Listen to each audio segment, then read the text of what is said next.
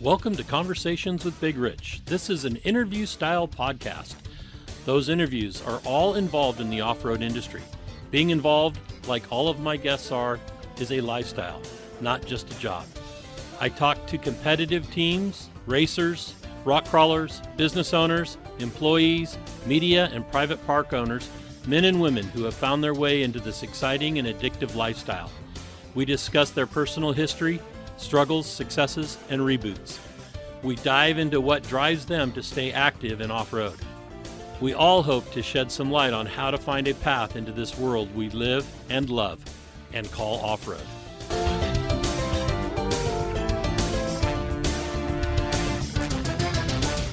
Whether you're crawling the Red Rocks of Moab or hauling your toys to the trail, Maxxis has the tires you can trust for performance and durability. 4 wheels or 2. Maxxis tires are the choice of champions because they know that whether for work or play, for fun or competition, Maxxis tires deliver. Choose Maxxis. Tread victoriously. On today's episode of Conversations with Big Rich, we have Ned Bacon. Anybody who's been around the four-wheel drive industry or as an enthusiast should know about Ned at least prior to 2010. He's kind of quiet on the off-road front nowadays, but we're going to get into all of that.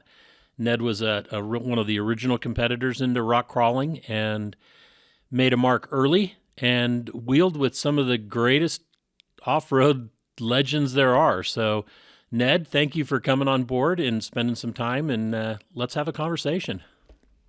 Well, thank you, Rich. It's great to be here. It's an honor to be asked to do this. So let's talk about your beginnings and where did that all start?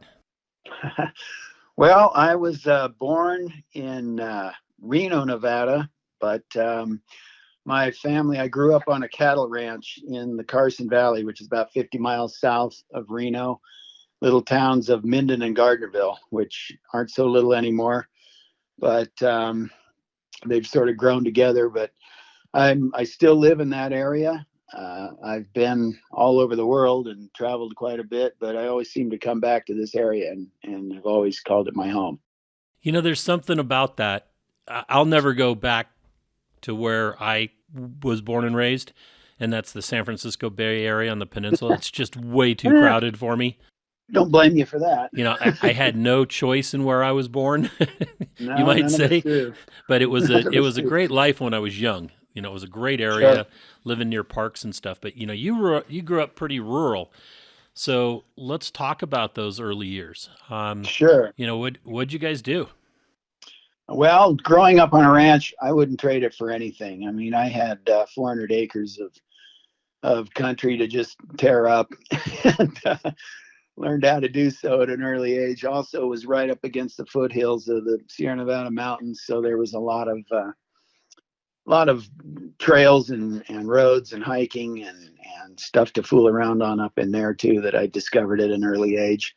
And Lake Tahoe's right over the ridge there, so all of that is very close.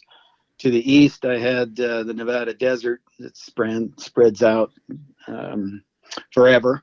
Yes. You can pretty much still drive all the way from home to the Utah border without touching pavement, other than crossing a few of them. And I've done that several times. So, it was just a wonderful playground. And, of course, being on a ranch, lots of mechanized things to learn about at an early age. And I definitely indulged in it. I've been a gearhead and a car nut as long as I can remember. And my dad was also a car guy, collector more than anything else. He amassed a pretty large antique car collection during his lifetime. And he was not mechanical. I don't think he knew which way to spin a wrench, but he knew a lot of the histories and things about various automobiles. And I spent a lot of time scouring the country with him at a very early age, early 60s, looking in barns and people's backyards and dragging pre-war cars home on trailers and watching him build his collection. But I definitely had more of an interest in how things worked and how to take them apart. I Right. got pretty So, good at that really early on. so let me ask a couple of questions about the car collection.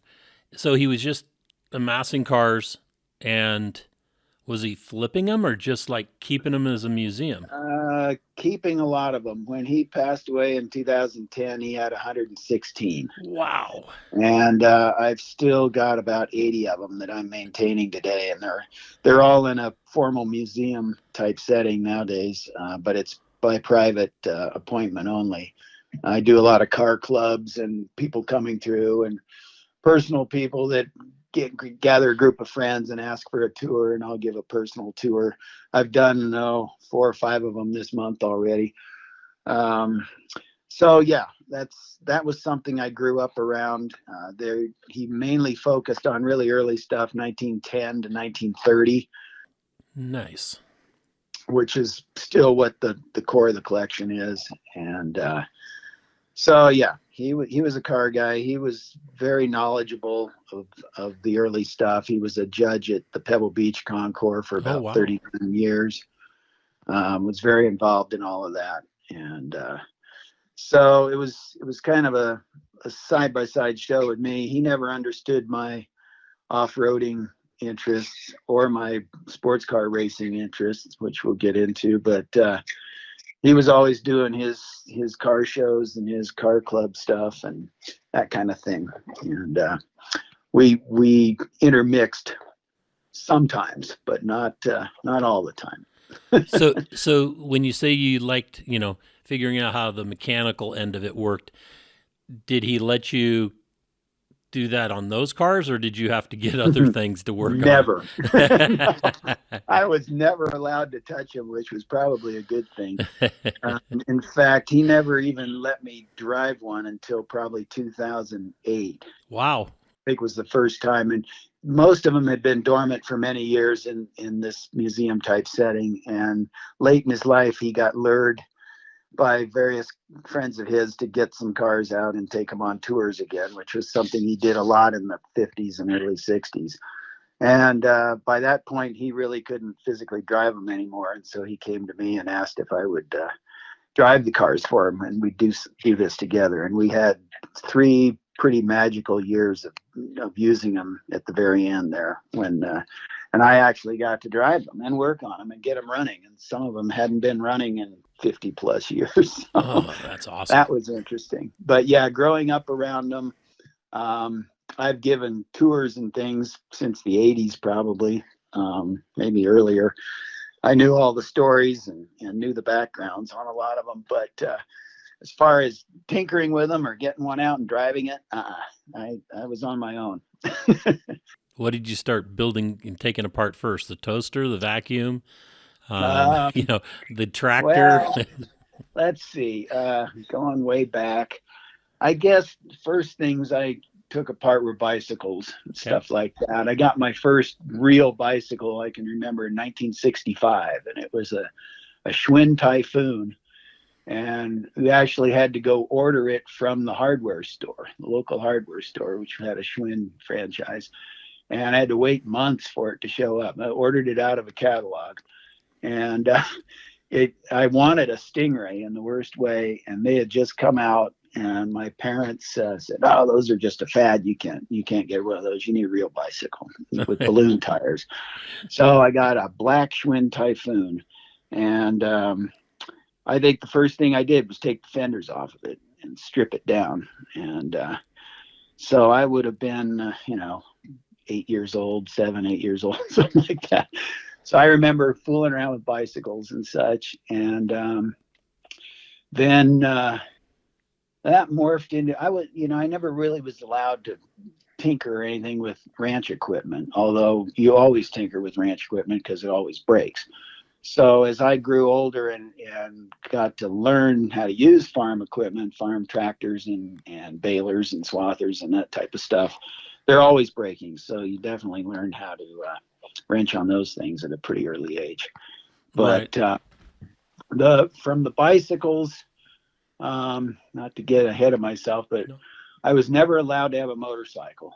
And some of the foreman's kids, our foreman in the 60s had 3 boys, and we all grew up together, and they all were allowed to have motorcycles, and I was definitely felt left out on that one.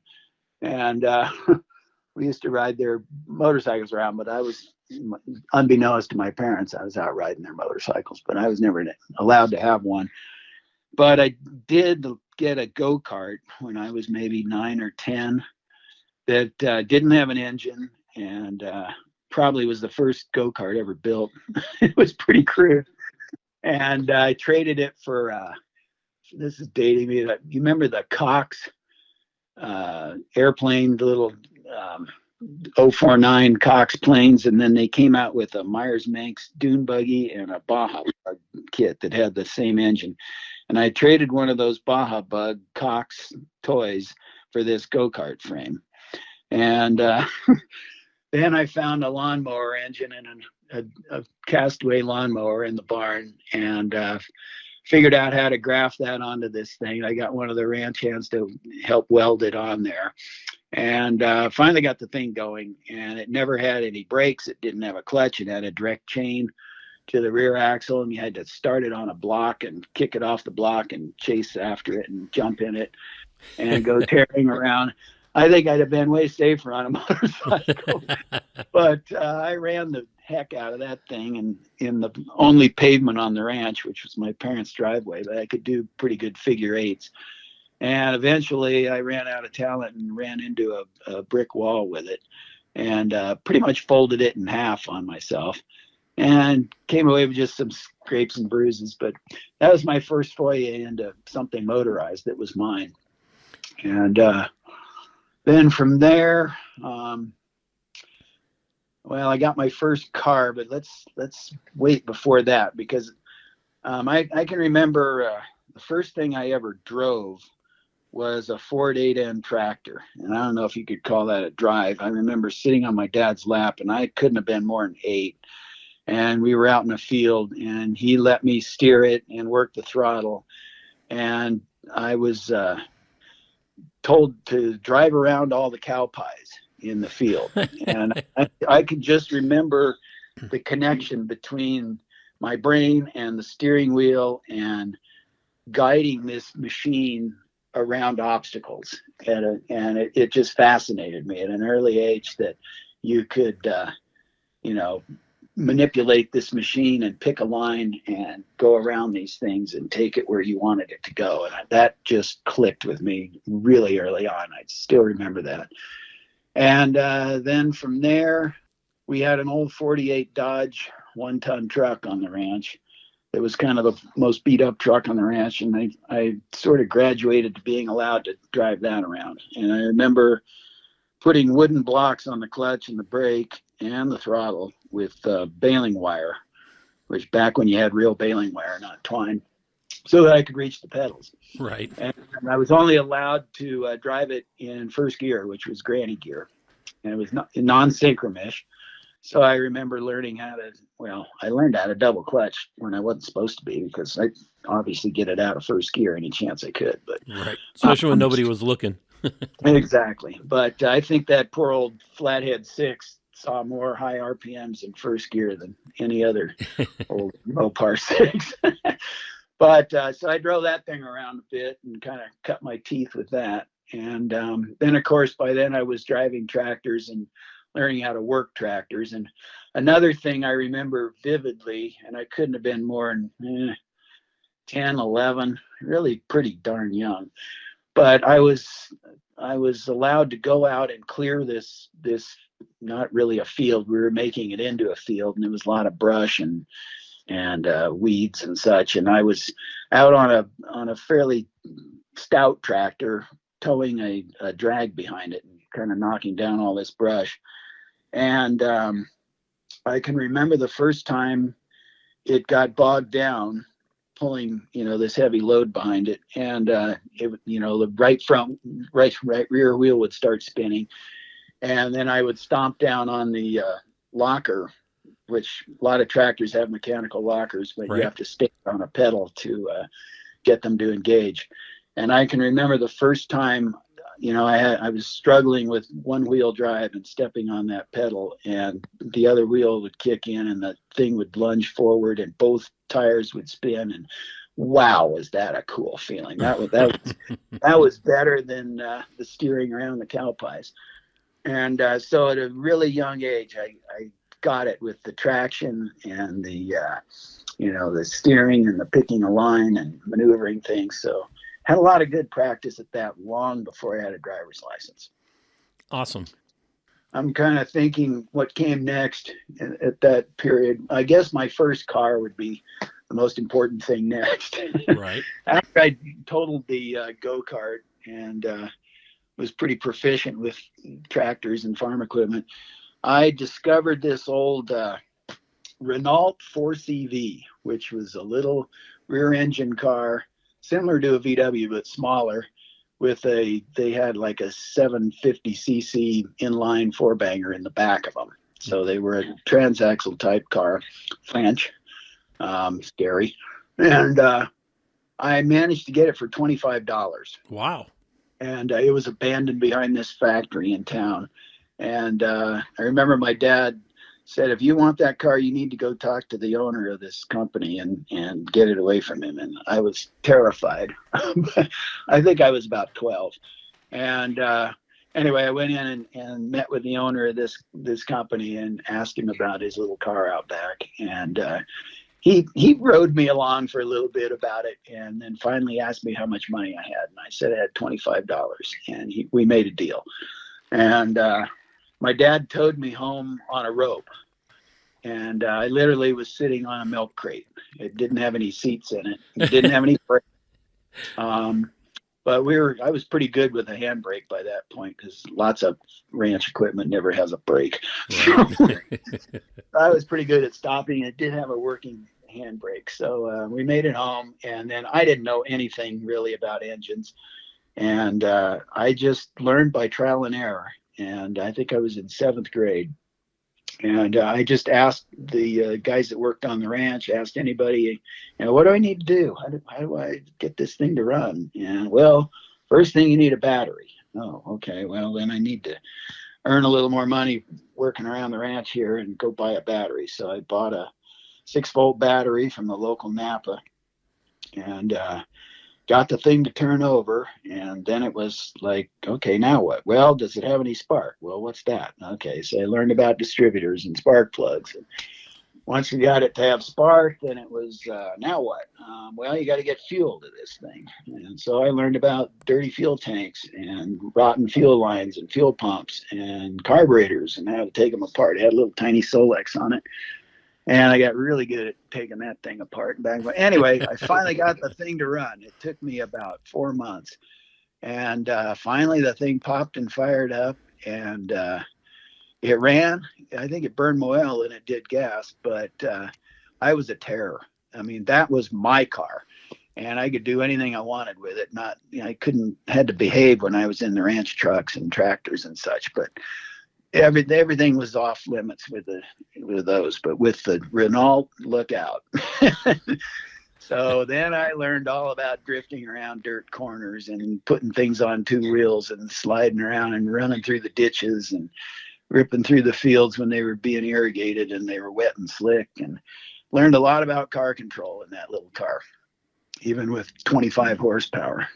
And, anyway, so yeah, spent a lot of time ripping around in that. And then I went on to VWs. I always had a thing for VWs from very early on. It was, of course, these were the Myers-Manx days and the dune buggy craze and all that.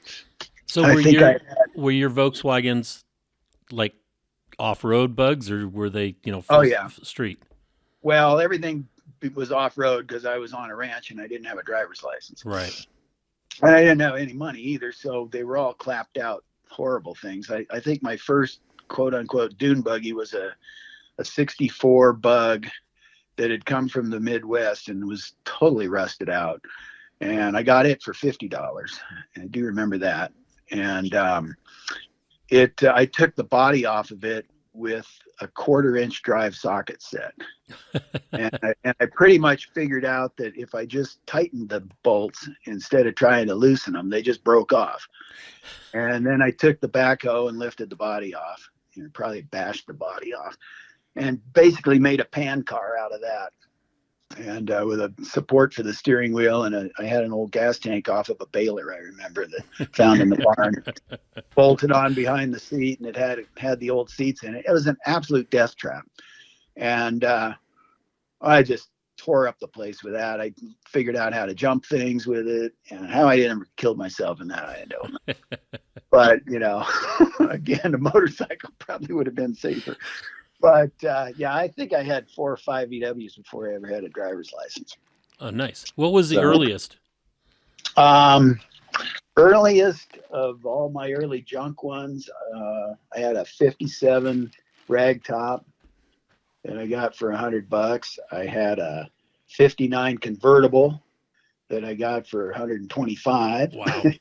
And I had a single cab transporter, a 59, that I got for 175. And these were all cars I had before I had a driver's license. And the one that became the pan car was a 64.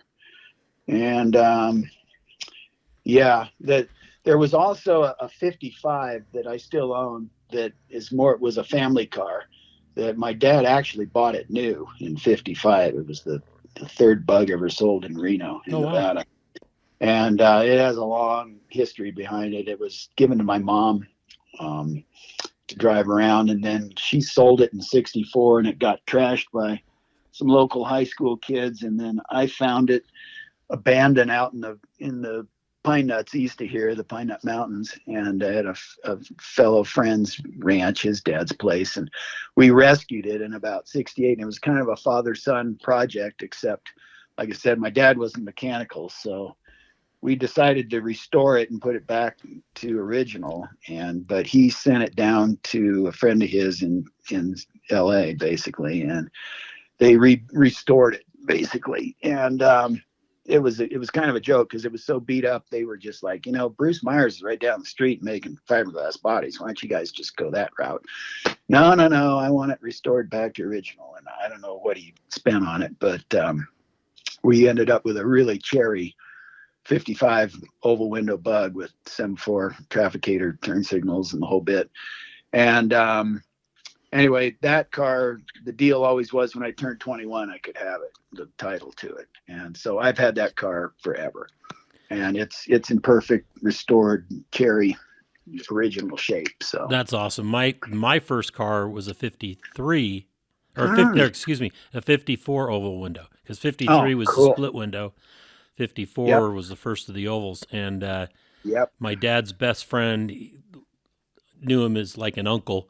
He sold me that car for $300 in 1972. Okay. I was a freshman. So I was about when all this was going on. Yeah, we're about the same age. Man, I loved that car. I wish I still had it. Yeah, they're great. And this one's is a peach. I mean, it's got its original 36 horse, original numbers matching, engine, tranny, everything. Wow. And still runs like a champ. From when it was restored in the late 69, I guess. That's when it really got restored. And of course, I screwed around with it in my 20s and put a 2180 in it and a close ratio tranny and lowered it and did all kinds of stupid things. But then I grew up and put it back to stock. And it's been back to stock now for, 30, 40 years. But anyway. That's awesome. But yeah, VWs have always been a part of my repertoire. And then that morphed into Porsches later on when I could afford them. But we'll get into that later, I guess. So in school, during this whole time, you're living on a farm, your dad's collecting cars, you're running around with death traps, which, was good. You're still alive. Sometimes I think back on things and I'm absolutely amazed I'm still alive. In school, was school just something that you just couldn't wait to get done with and get back home, or did you play sports or do anything? No, band? School was never my forte. I was never a student, and I was never really an athlete. I was always sort of the scrawny kid, skinny kid, and I grew up with a lot of big strapling farm boys and ranch boys and a lot of German stock. Right. And when it was time to play football or any kind of stick and ball sports, where I was terrible. I could not dribble a basketball to save myself. I couldn't hit a baseball. Wasn't big enough to handle football.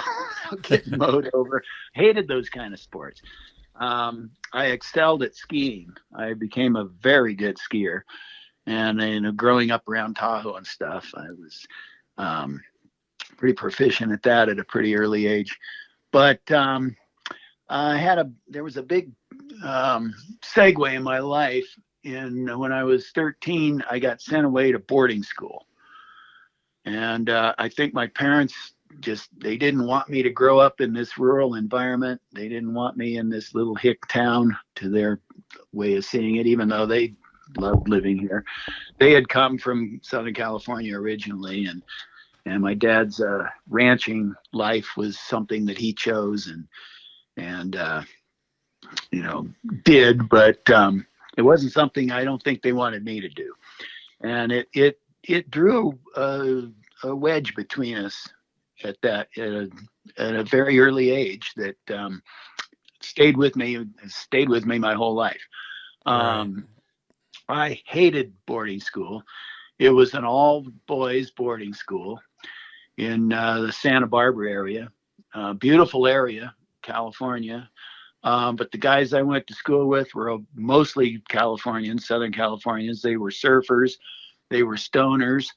They were from wealthy families. And I never really clicked with a lot of them.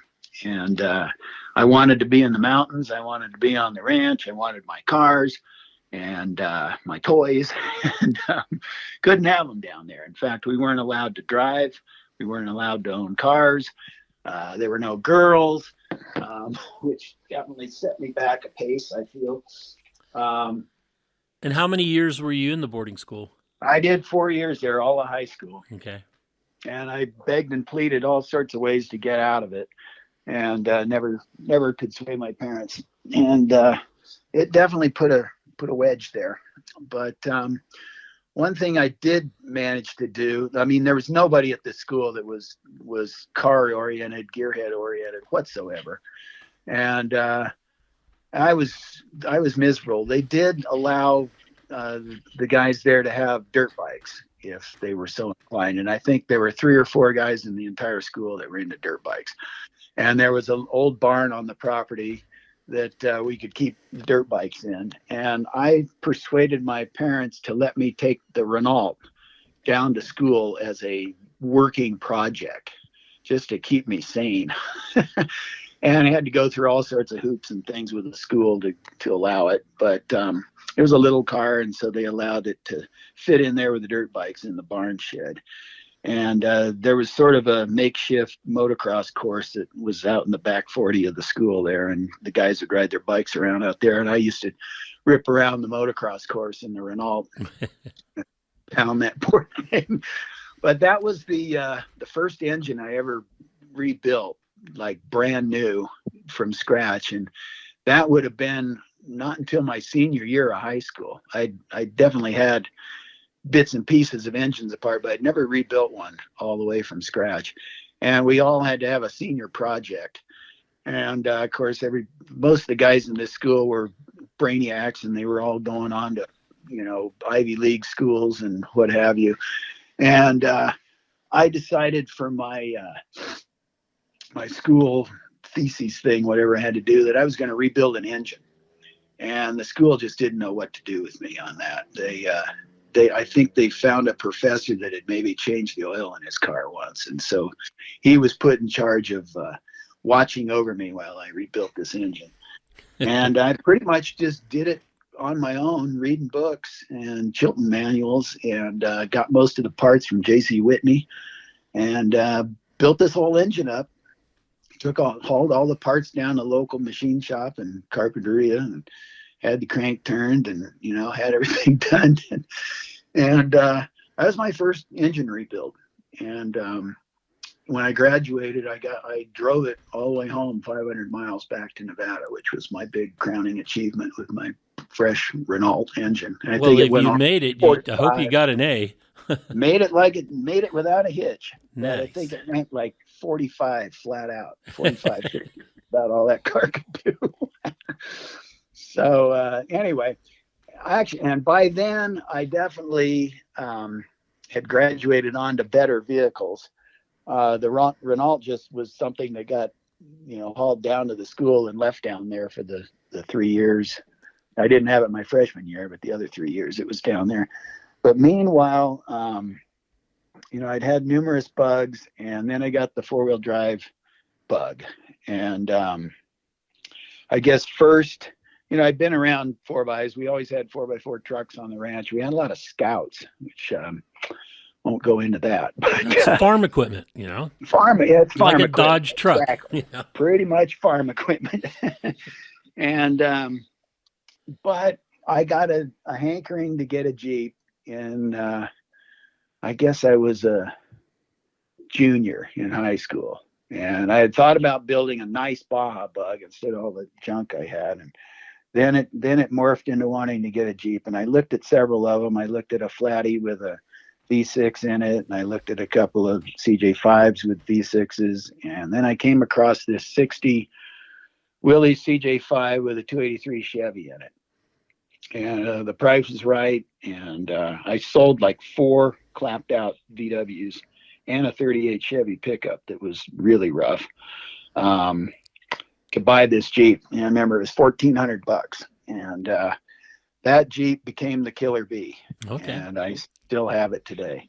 Nice. But I was 17, and so that was my first introduction to Jeeps and wheeling.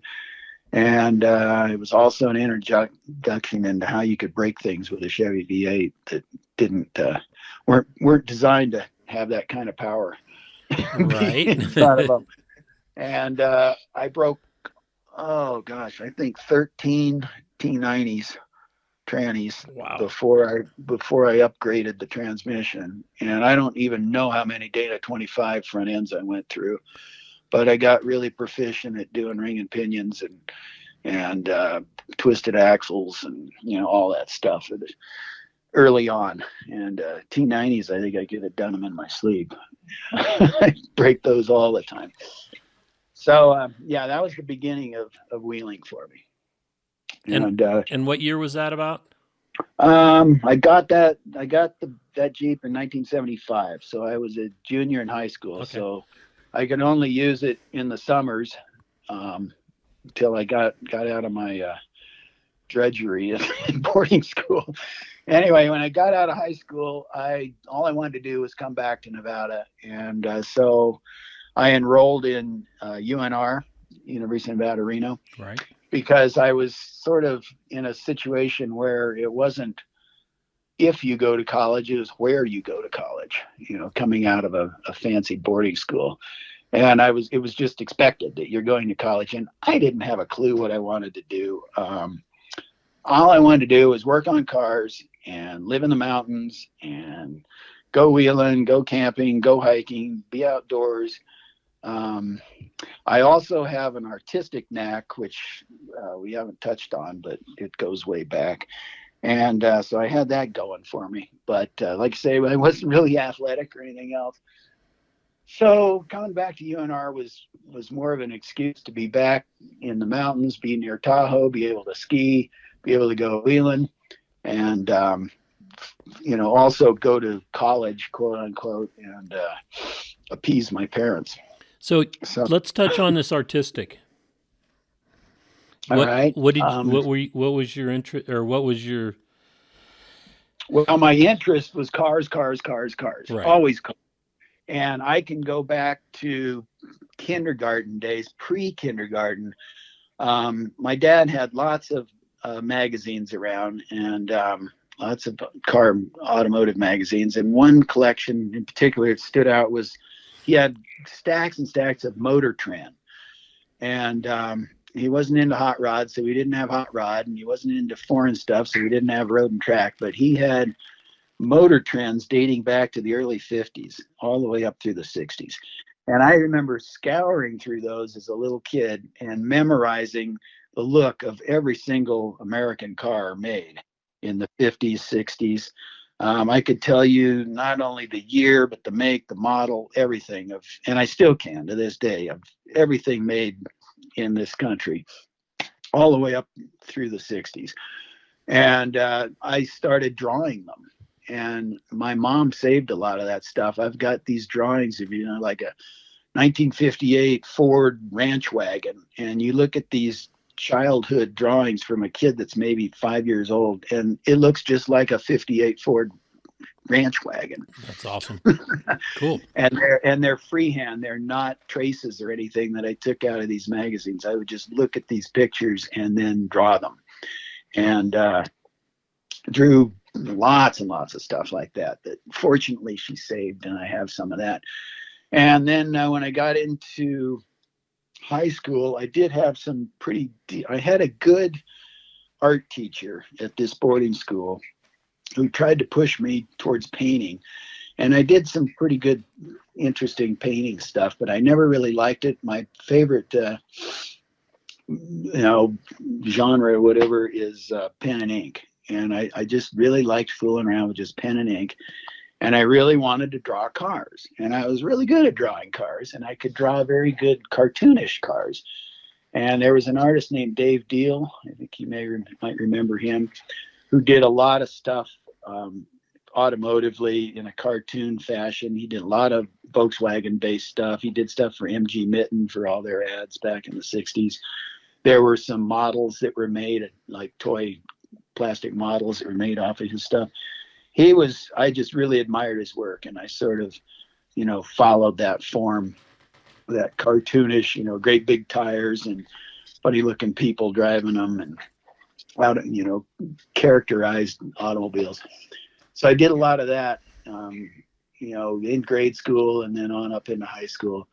So I always kind of had this thing in the back of my, my toolbox as far as being able to draw things.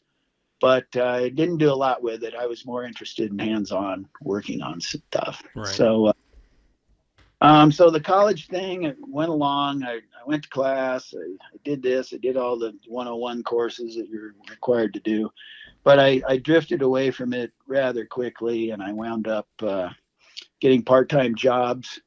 I worked in a gas station and pumped gas and did grunt work for the mechanic on duty back. You remember when there were gas stations where there was a gas jockey that pumped your gas, and then check the oil, all that kind of stuff. Oh yeah, I remember. That was doing work, and they always had a Toby around to clean the greasy valve covers and the oil pans and the dirty brakes and this that. So I did a lot of that, and then I morphed into a body shop, and I worked in a body shop and learned some of that. I never really got into the whole painting stuff, but I learned about body work, and I learned about taking things apart, and had a lot of little odd jobs through school. And but I did more and more of that and less of going to school. And but I learned a lot. And I also had a lot of other odd jobs. I had a summer job at Lake Tahoe taking engines apart from boats that had been sunk in the lake. And they had mechanics on there to rebuild the engines, but they'll get on a boat that'll sink and will wind up down in the sand. And especially if it turns upside down, the engines would get all full of sand and everything. And so they bring these boats up with this big derrick they had, and then so they had to go through the engine. So I was like the guy that pulled the engine out of the boat and then took it all apart and broke it all down, and then it went in to get cleaned up and rebuilt. So that was a summer job I had, and I delivered mail for the state one year. I had a lot of just weird, odd jobs. And then I discovered this little ad in a travel magazine about crossing Africa in a four-wheel drive truck. And that just hit home. It was just like, I need to get out of here. I want to go see the world. I want to travel. And crossing Africa in a 4x4 just sounded like the bomb. And I remember it was $1,200. And I worked and saved up enough to do this thing, and plus the airfare to get to Johannesburg, South Africa. And in 1980, I took off on my own with a backpack, and I went to Joburg, and I met up with this cast of characters. I was the only American, and it was a British-run company called Encounter Overland. And I spent the next 6 months crossing Africa all the way to London from Joburg in this big old Bedford diesel truck. Wow. And it was an amazing adventure. And there were 21 of us in this one big 5-ton Bedford 4x4. And it was the trip from hell in a lot of ways. It was supposed to take 3 months, and it ended up taking 6, mainly because we had a lot of mechanical breakdowns and problems, including snapping the front axle in half in a ditch in Lusaka, Zambia. And I think the highlight was blowing the rear end in the Republic of Central Africa, which is near the Congo. It's sort of in the central part of the continent, about the most remote spot we could have been in to break an axle. Or not an axle, but blew the diff, actually. And the driver of the truck, there was a driver that worked for the company that was in charge of the truck, and he did all the driving. And he was the only other one of our group that was really mechanical, other than myself. And we waited for 3.5 weeks in the deepest part of the African jungle, waiting for parts to be flown in a Cessna. And we were at a non-denominational mission that we ended up camped at. And we literally had to go out with machetes and chop down the runway when the plane came in. The plane only came every other month with medical supplies to this little community. And so we were able to radio out on a shortwave radio to Nairobi, Kenya, and get these parts ordered out of England. And we waited 3 weeks in the jungle until they flew them in. And then Brian and I had literally set this diff up with nothing. I mean, we're talking a 5-ton truck diff. And fortunately, it did have adjuster rings for the backlash. But we used a hacksaw blade and a spark plug feeler gauge to measure the backlash. And then we used mustard as like an engineer's bluing to get the pattern right. Wow. So yeah, and it was in torrential rains. It was monsoon season. We were in our knees up to mud underneath this truck, and crazy mosquito bites. I ended up getting malaria on this trip that probably came from that area, I think. But we got that diff together, and we made it all the way to London with it. So anyway, that was a fun mechanical story, but it sparked a travel bug in me that I pursued heavily for the next, almost 10 years, I guess, all through my 20s. Did you keep a journal on that? I've got various journals from different trips I took. There was a Canadian guy that I hit off with pretty well that was on that trip, and he was an iron worker. He worked up in the Yukon on a lot of big dam projects and such, and he would save up all his pennies, and then he would take off and go somewhere in the world. And we clicked, and we ended up going on a bunch of wild adventures together in the early 80s, all over the world. A lot of Southeast Asia, and they did Australia and New Zealand, and when's Japan. The book coming out? I want. It's just all up there. It's all up there. I've written a book on it, but we were just two vagabonds. And, a lot of kids from Commonwealth countries, in British-backed countries, Australia, New Zealand, Canada, that's a thing that they did in their early 20s, late teens. A lot of them would take a year off from uni, they call it, or between high school and uni, or before they went on to a career job. Without going to college, they would take a year and travel around the world with a backpack. Right. And I I tapped into this thing because all the people on this trip were mostly from Commonwealth countries. And that's kind of what they were doing when they wound up in Africa on this truck. And so Ian and I traipsed all over the place with the backpacks and no clue how we were getting home again. No money.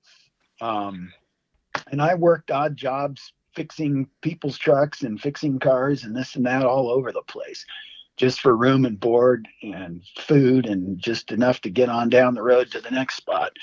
And did a lot of that all the way into my late 20s. And college kind of just went by the wayside. I was just traipsing around the world and doing interesting things. And it was a vagabond lifestyle.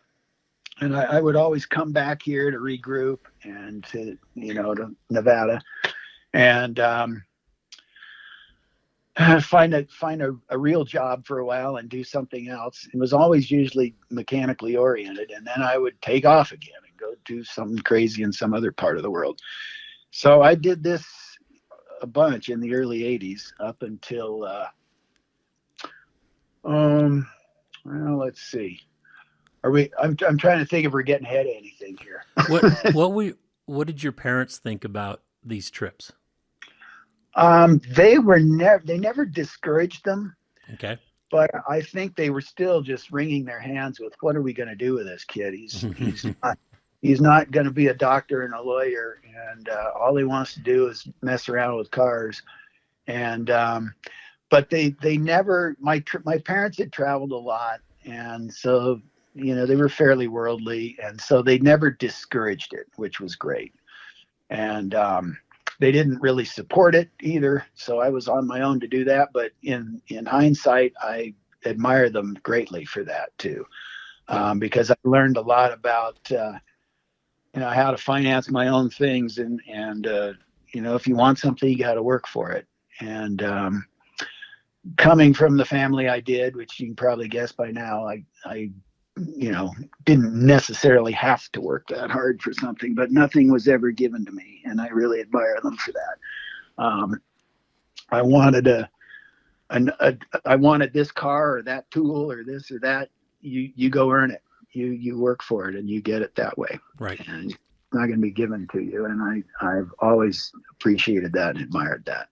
Work ethic is huge. And so, yeah, I wasn't accomplishing anything other than just having a great time and seeing a lot of the world.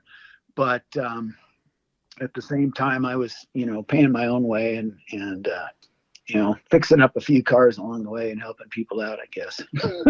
Right. So let's see. Eventually, I got involved with a local gal that had she was a divorcee and she had 2 kids. And so I remember being in Nepal with Ian and finally deciding, I'm going to marry her and I'm going to take on this responsibility of this instant family. And so I need to stop this lifestyle and I need to get a degree in something, or I need to settle down and have a career if I'm going to have a family and support them. That's a big decision. Yeah, and I remember I was way up in the Annapurna Mountains in Nepal when this came. And I remember I guess when you get to really remote places in the world, you end up having these epiphanies where you start really thinking about where the hell is this all going? And Ian was getting to that point too. He'd met a gal and he was going to settle down with her. And so those days were numbered. And so I decided, well, what do you really want to do? And there were 2 things that stuck in my craw. One was I would really like to write for 4-wheel drive magazines. That was something that was in there. I don't know exactly where it came from, but I can remember sitting by a creek in Nepal camping and thinking of that. And then I just want to become a full-fledged mechanic with an ASE degree and, that says I know what I know and learn all the little things I don't know. So go to school for that. So when I came back to the States, I actually made an appointment and went down and met Bill Sanders, who was the editor of Four Wheeler. And this would have been about 1985.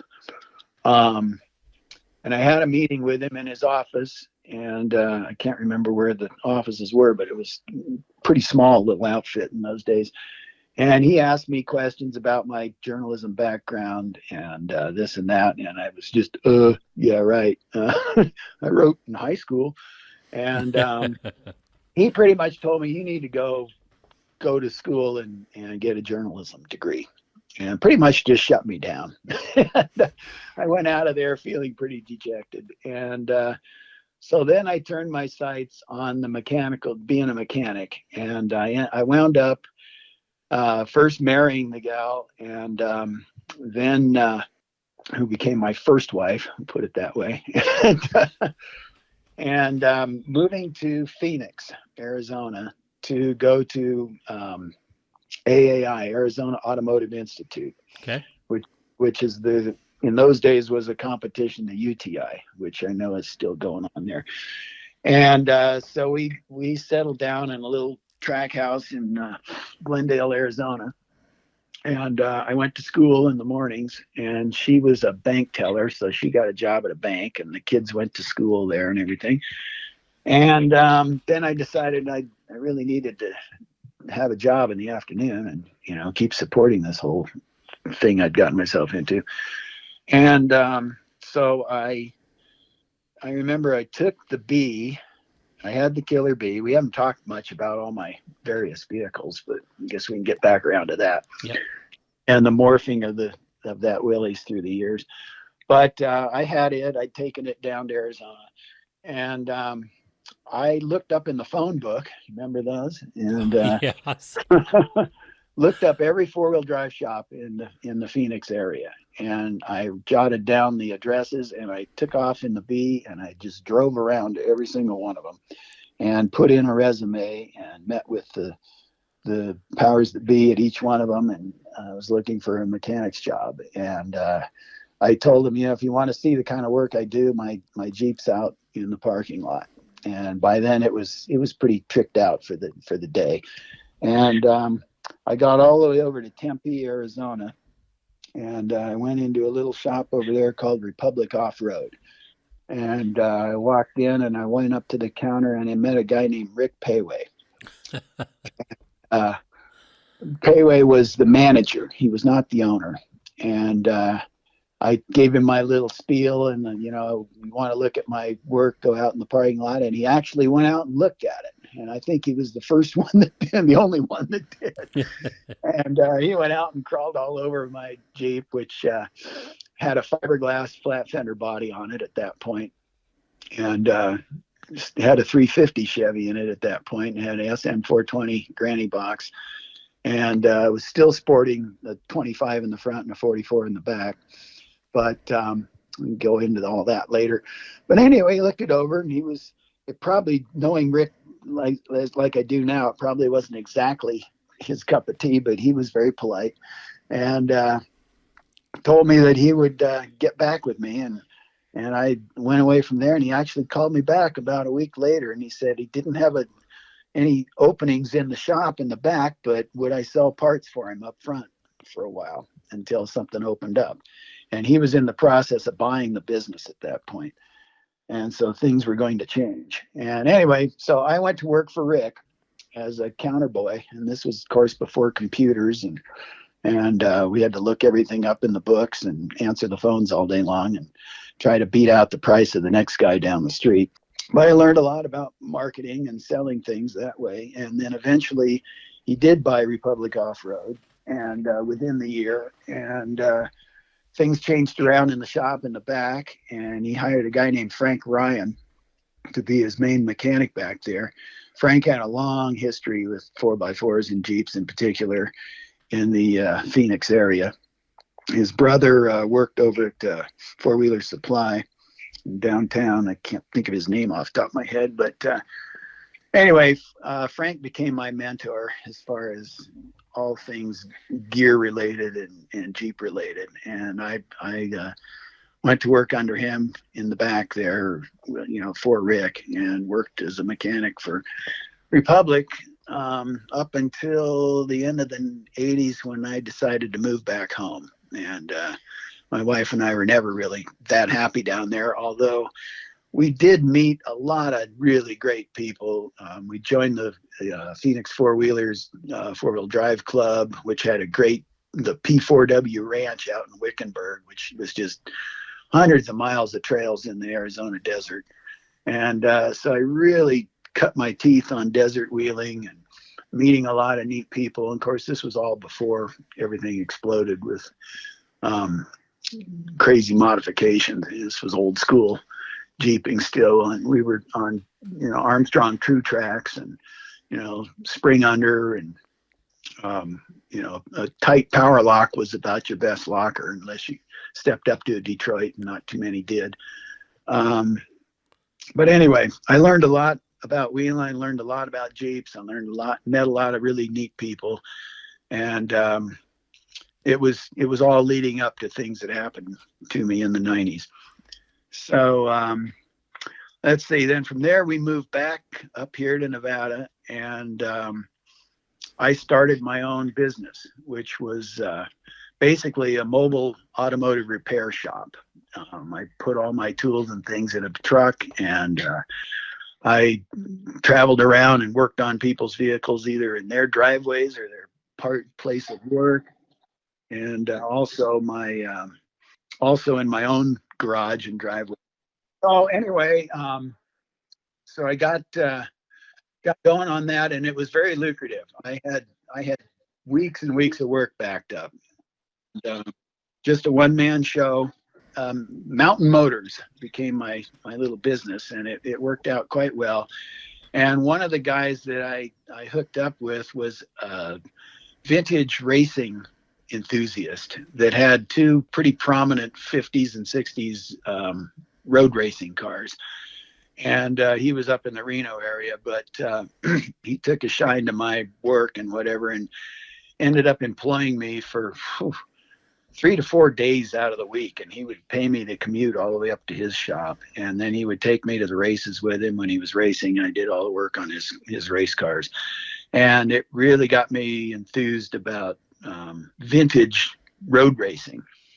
And by that time, I had my first Porsche, which was an old 356 that I bought that was completely a wreck and clapped out. And I had restored it in my free time, and decided to put that on the track. And that's where I sort of morphed into this hobby of racing sports cars and stuff, which we can go into that whenever. But anyhow, let's see, the marriage dissolved in about 91 or something like that. And I was, busy with my business, and not to get into the details, but when all the ugliness of this divorce shook out, the judge said, I think your daughter, whom I had a daughter with this gal by that point, along with her 2 older kids. And the judge said, I think the daughter's better off with dad. And I wound up with custody of a 3-year-old. And so I instantly became Mr. Mom. Right. And that was a huge responsibility, and it wasn't something that I took lightly, and it wasn't something that worked very well with me dropping transmissions on my chest and having a 3-year-old girl crawling around in the dirty shop. And so I sort of said, gee, I've got to find a way out of this and find another form of employment. And by that point, I had met quite a few people in the magazine world, from various trips on the Rubicon and this and that. And this was, late 80s, early 90s, about 90. And one of the people I had met was John Stewart, who was the editor of Four Wheeler at the time. And another guy was Tom Moore. And of course, Jimmy Nyland. And Rick and I were very close, good friends. Even though I'd left him as an employee, we continued to wheel together a lot. And he would come up here in the summers, and we'd do the Rubicon every 4th of July. And I'd go down to Arizona for all the events and things that we've been doing together for the last several years when I lived down there. And so we kept that friendship going. And a lot of the other guys I'd met in Arizona, we would all get together at various points and go wheeling. Tierra del Sol was another one. That was always the season opener, we called it, and we'd all meet down there in the Salton Sea and go wheeling and show off our latest creations that we'd come up with. And so I guess that was when the whole modification thing started getting crazy. We started figuring out how to make more articulation and figured out how to get more.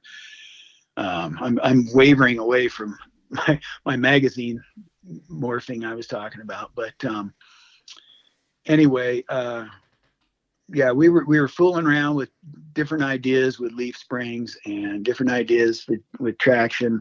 I remember meeting Tom Moore, and I think it was '89 on the Rubicon, and he had one of the very first ARB air lockers for a Dana 44 in the back of a CJ that was Project Dirt Clod. And none of us had ever seen a locker like that. And they'd been selling ARBs over here for Toyotas, I think, for a year or two already. But ARB came out with this one for a 44, and of course, it was a major game changer. And we watched that Jeep go through the Rubicon like we'd never seen anything go through the Rubicon. And so I made a point of reaching out to Jim Jackson. And I think I got one of the first, at least the first 5 ARBs in the country that was for a 44, and put it in the B. And things started happening. After that, we discovered 35-inch tires, and we discovered how much spring over would, increase your articulation.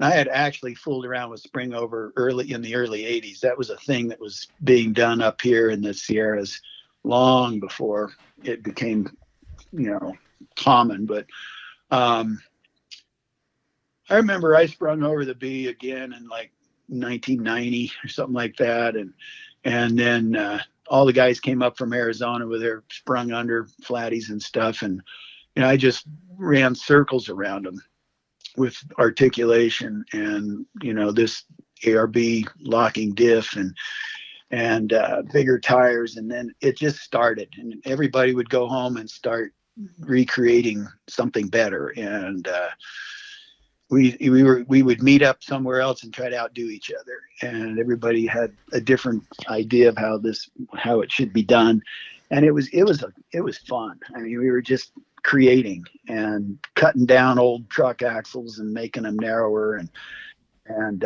you break one thing, you'd find something a little bit bigger and stronger, and try that. And we did a lot of crazy, stupid stuff. It was fun, and all in the early 90s this was going on. But anyway, getting back to the magazine morphing. So anyway, I'd met Tom, I'd met John, I'd met Jimmy, and now I suddenly was a Mr. Mom. And so one of the things I reached out to John Stewart, because I had looked in, road and track and car magazines, and they always had these fun little artistic drawings and things down in the corners of magazines, in the car magazines, and some of them were fairly prominent artists that did stuff for these things just to sort of jazz up the page. And I asked John if he'd be at all interested in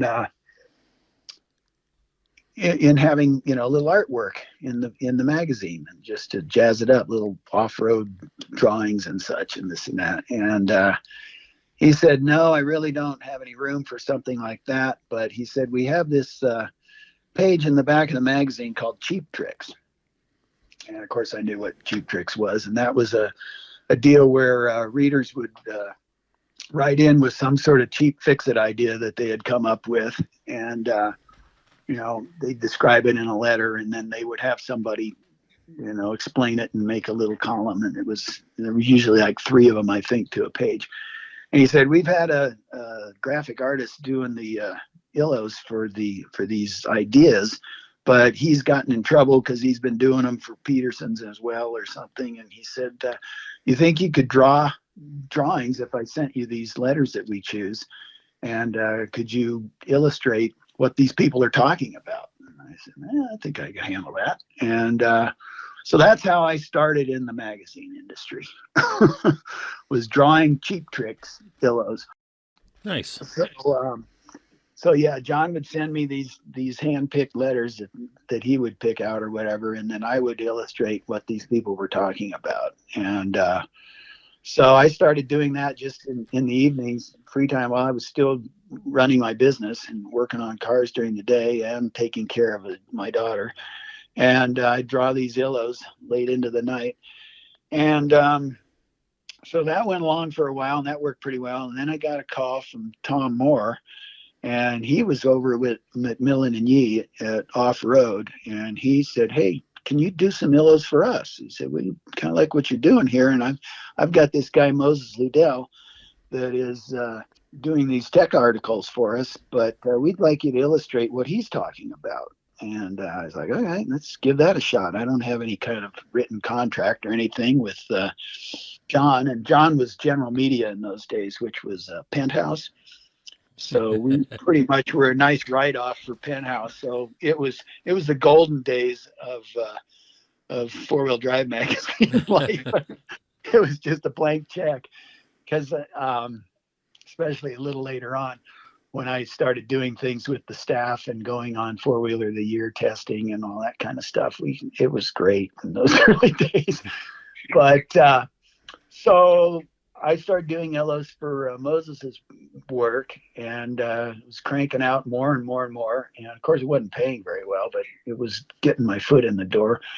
And then Tom called me up one day and he said, hey, can you write anything? And I said, well, I don't know. I haven't really written anything since high school. But I went to this fancy high school, and, I had some pretty good English instructors. And so he said, well, give it a crack. And I said, I don't even know how to type.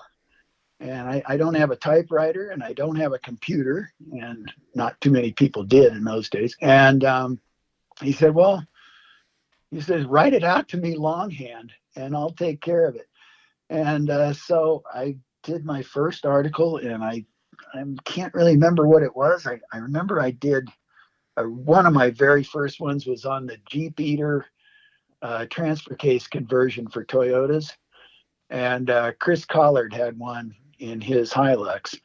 And this was before Marlin ran with it. And the whole idea had come out of Iceland. And there was a little company in Sacramento that was making these things called JP Eater. And I remember those. Basically the same idea as putting a, second low range box up against a Toyota truck transfer case. And that was one of my very first articles. And I also did one on a YJ with some off the shelf lift kit spring thing. Can't even remember the brand of it, but those articles sent me on my way, and that would have been with Tom at Off Road first. And I literally sent him my first 3 or 4 articles longhand, and he said, you're pretty good. I'm not really having to edit your work very much, and your photography's good, and you're articulate, and you know what you're talking about.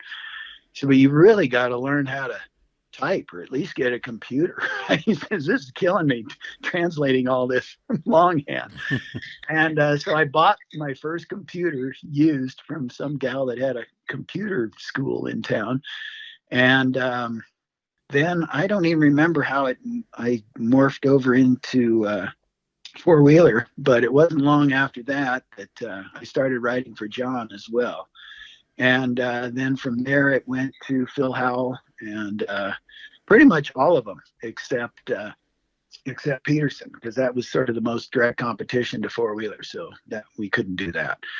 And but I was just lucky. I was in the right place at the right time.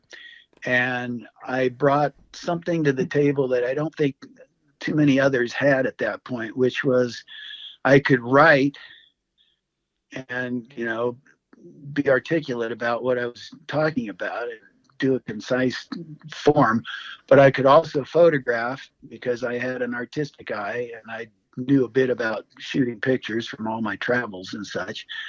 And I could rent.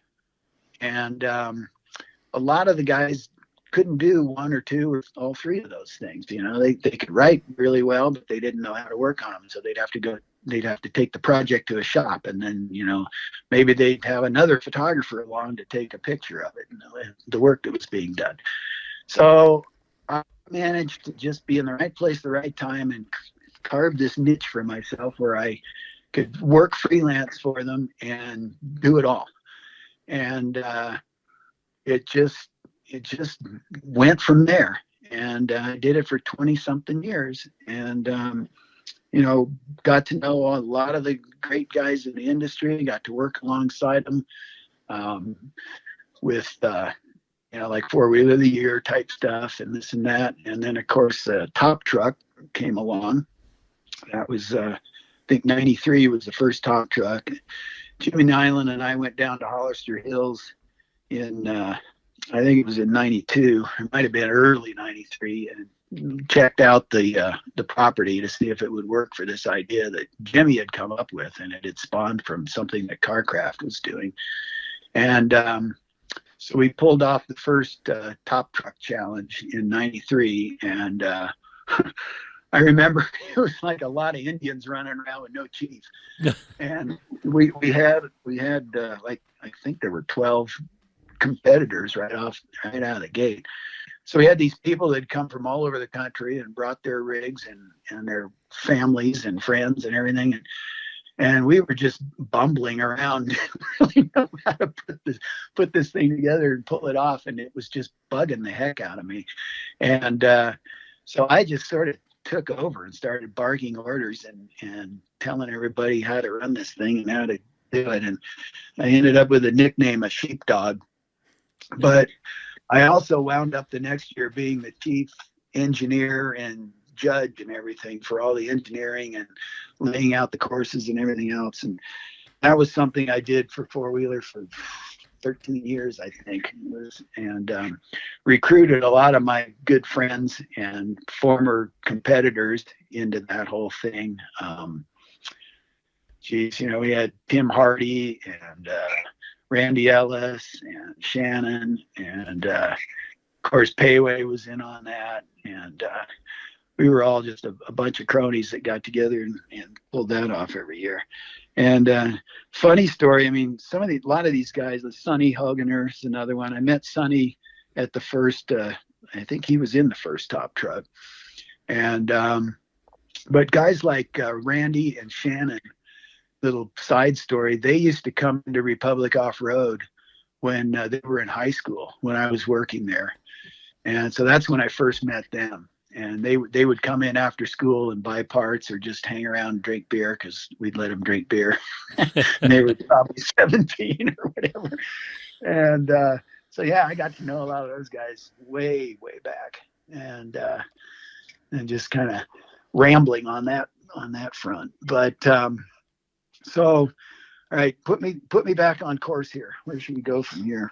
Let's talk about the vehicles along the way besides the Killer Bee. I mean, you had to have something besides the 5. Yeah. So I got the Bee in 75, and it got painted yellow pretty quickly. It was red when I first got it, and painted it yellow pretty early on. And I put I remember I got a set of True Tracks on 10-inch Kelsey Hayes solid steel wheels from Dick Cepek in 70, might have been 76, my first big tires. And I remember this because Cepek was still working out of his garage in, was it Compton or somewhere down there?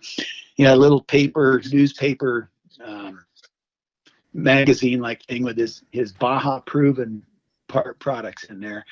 And I remember 4 mounted, balanced Armstrong True Tracks, which were 32s, on 10-inch wide by 15 Kelsey Hayes black steel wheels, shipped to Gardnerville, Nevada from LA. It was $342. And I remember because it was a big expense.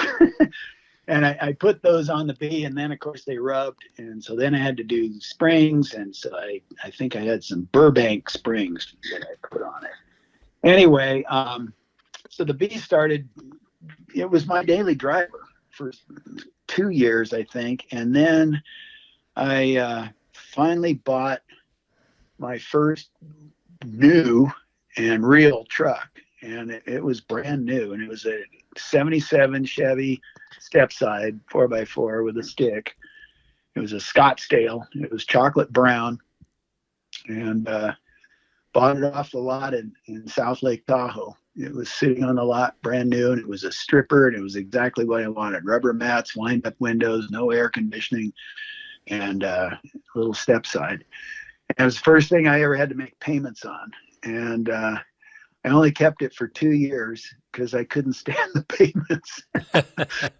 And I ended up selling it to a local rancher who still has it. And it's still working a ranch here in town. And it's got probably 500,000 miles on it. Wow. Anyway, and I reverted back to the B. And I remember that same summer, I took my first trip to Baja with a couple old friends from my high school days, boarding school days, who were surfers. And we drove way deep into Baja to La Purísima on a surfing trip. And of course, I was not into surfing, never was, but went down with them just for a lark. And that was my first foray into Baja on my own. And I took the B on that. And I've been hooked on Baja ever since. And I couldn't tell you how many times I've been down there. But, okay, back to vehicles.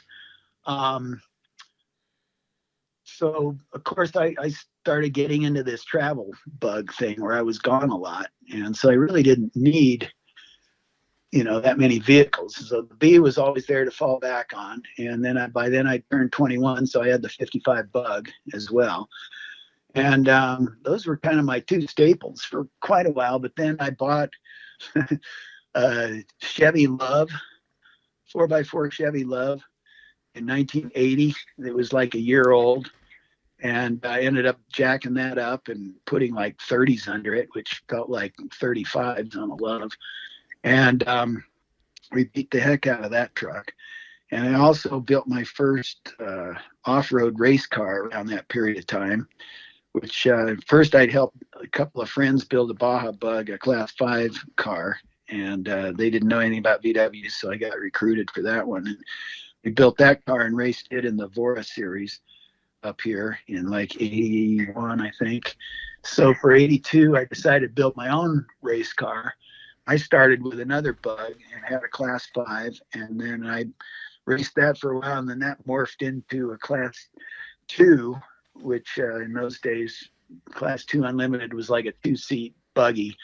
And I started with a Chetwyth sand frame and reinforced it and added more tubing and things into it and made a desert car out of that, so to speak. I remember we ran the first Frontier 500, which was Vegas to Reno, which was HDRA back in those days, and went down to play with the big boys in Vegas and got a real ass whipping. we realized just how podunk we were up here when we went down to Vegas and saw all these real race cars. And we never even finished the race. I don't think we made it past Pahrump and dropped a valve or something. We ended up hitchhiking home with a race team to Reno with the buggy. And that was another story. But so, yeah, I was dabbling around in off-road racing and had that Love truck for a while. And then I always wanted a Toyota from when they first came out in 79. And you couldn't get them. And if you could get them, they were like super overpriced. And all the dealers were gouging on them. But by 83, that had settled down. And I pretty much destroyed this Love by that point. And I managed to buy a new Toyota pickup. And that was another brand new one.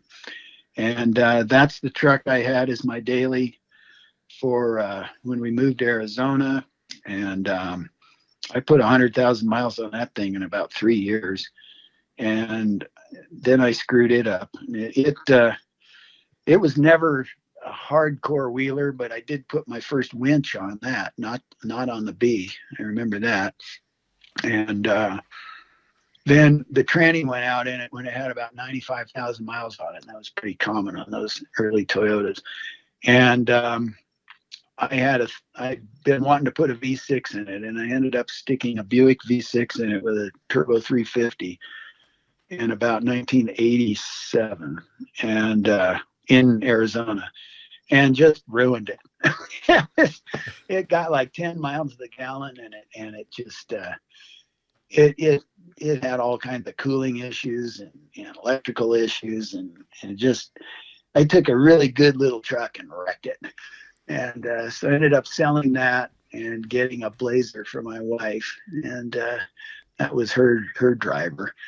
And so I fumbled around with just some crummy commuter cars when I was working for Rick. I had a 79 Subaru station wagon that I ended up putting a 5-inch lift on it.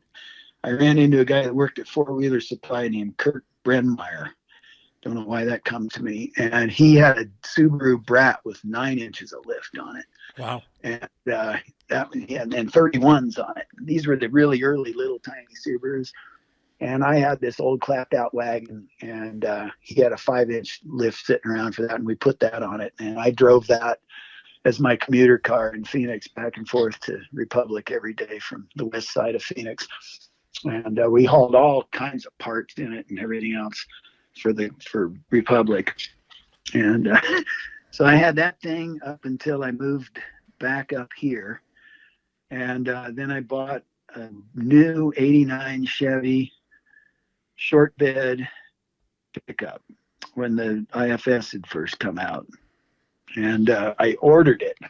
First thing I ever ordered brand new. And it was black, had a 5-speed in it, Getrag 5-speed and a 350 throttle body. And that truck went on.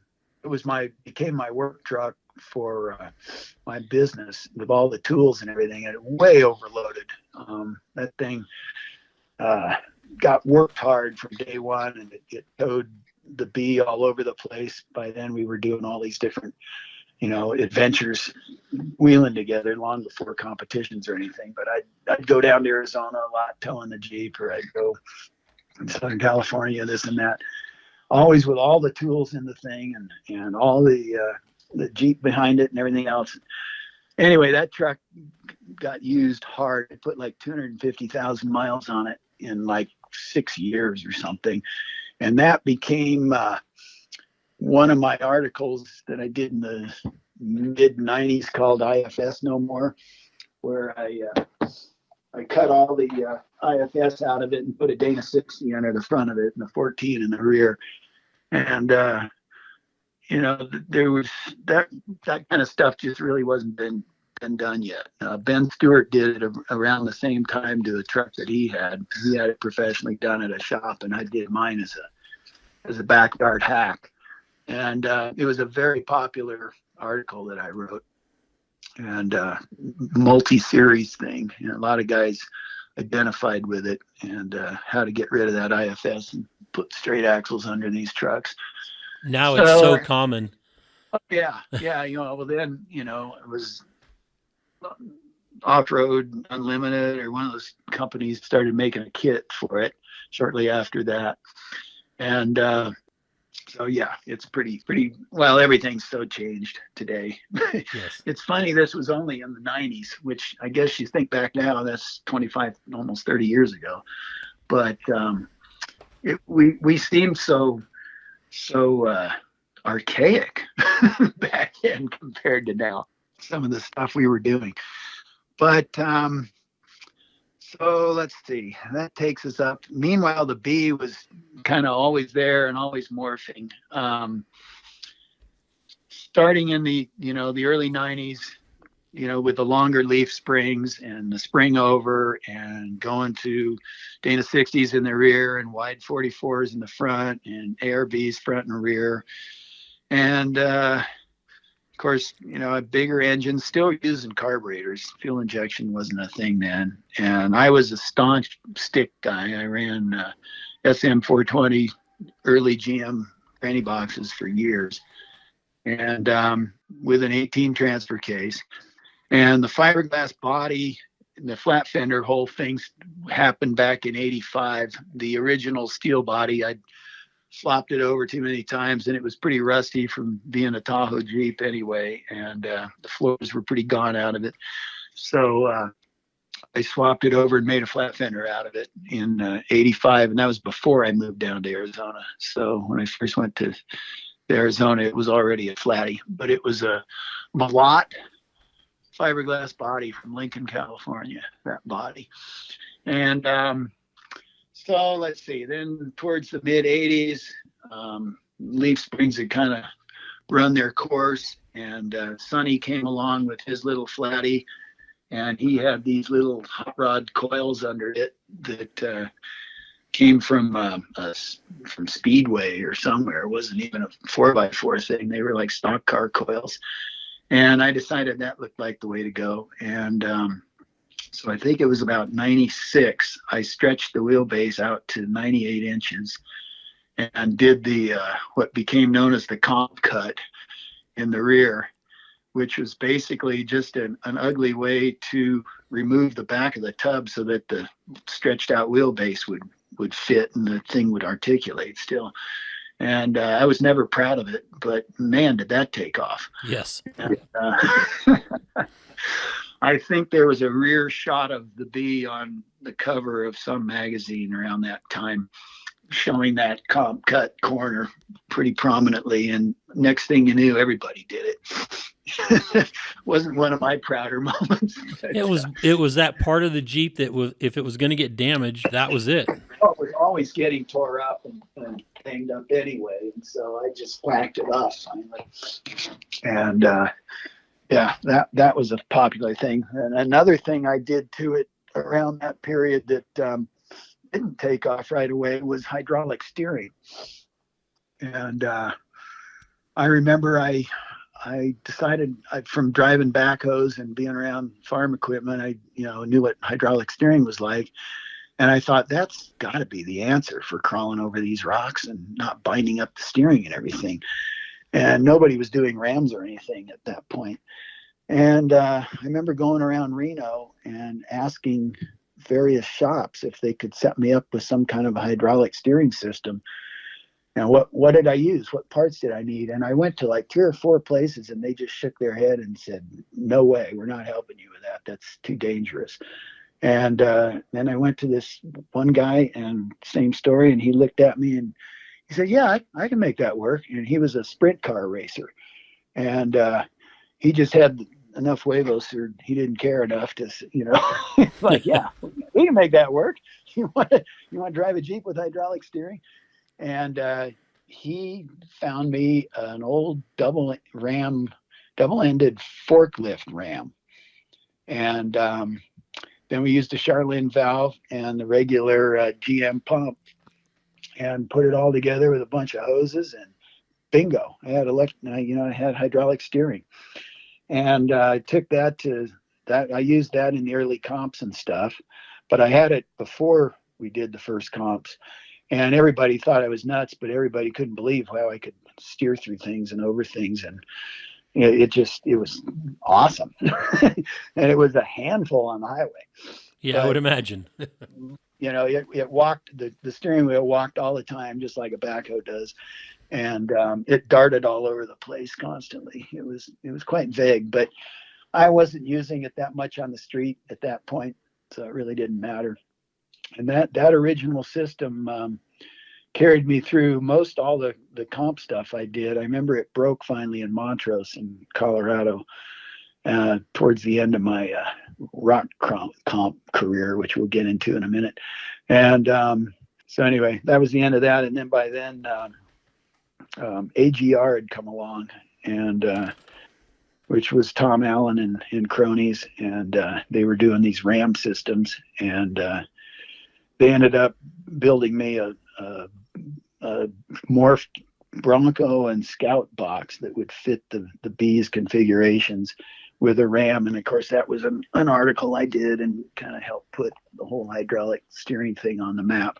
And that parts of that system are still on that rig today. Oh, wow. So that went from, it's still carrying on. But so let's see, backing up a little bit. I'd been meeting up with a lot of these guys, goofing around all through the 90s, and we were always trying to make a better mousetrap and outdo each other. And then Bob Hazel came along with his competition thing down in New Mexico. Yep. And I think it was Farmington. And it was just like, hey, let's all go down there and do this competition. That's what we've basically been doing all along anyway, is competing against each other and just trying to outdo each other and come up with better widgets. And so now we got a guy that's organizing it. Okay, that sounds like fun. So we all went down and convened on that, and that, of course, is history. And it was just amateur hour, and there were no helmets. There were no safety whatsoever. It was just like what we've been doing for the last 7-8 years, just goofing around and going wheeling. But maybe without a beer in your hand. Yeah, exactly. And now there were cones we had to drive around, and there were points we had to figure out. And I remember a couple of these early ones, like there was a great video of Randy Ellis rolling over and, beer cans all falling out of his rig. And that was just pretty much the way it was. It had been that way all through the 90s. Nothing was really changing except the courses. And what was the guy's name? Phil, that was laying out those early courses. Phil Collard. Yeah, Phil Collard. He was making some really interesting stuff and some really interesting lines and some really difficult things. And we were meeting our match, and our vehicles were definitely meeting their match. And the technology just wasn't there for these courses he was building. And so momentum became your friend. And I had spent the better part of 25 years of wheeling at that point, trying to master what I call mechanical ballet. And that's a term that was originally coined by Mark Vaughn in Auto Week. And I just remember that was just a great way of describing what I thought proper rock crawling should be, which was a dance with the vehicle, and you never spun a tire. You tried not to lift a tire. You just mechanically balleted your way over these obstacles and stuff. And it was a beautiful sight when you got it right. And it was just effortless. And you just did this little dance through these rocks with this machine. And of course, when the comps came along, bam, that went out the window. And it was mainly because we didn't have the equipment to match the terrain. The technology just wasn't there yet. And my hat's off to the guys doing it today, Jesse and all of those. And they've got mechanical ballet for sure. Oh, it sure is. But, in spades. But look at the equipment and where it's gone and what they're doing with that now. In those days, we were just it was amateur hour, and it was momentum and putting on a show, and the crowds loved it. And but it bothered me. And the other thing that really bothered me was there were 1 million people making videos in those days. VHSs were all the rage, and every amateur with a camera was making a video and selling it on the infancy of internet and this and that. And it was showing us at our absolute worst, is how I saw it. And I wrote a column about this. You and I may have butted heads about this. We did. We did in Moab. I know there were some some great stickers made, and I wish I had one that was a red slash, Yep. like with no bacon. And there was either bacon or there was a strip of bacon with a slash through it. And I took a stand. I had my own column in Off-Road Adventures with Dennis Snow in those days, Right. called Rasher of Bacon. And I took a stand after about maybe 2.5 years of doing it.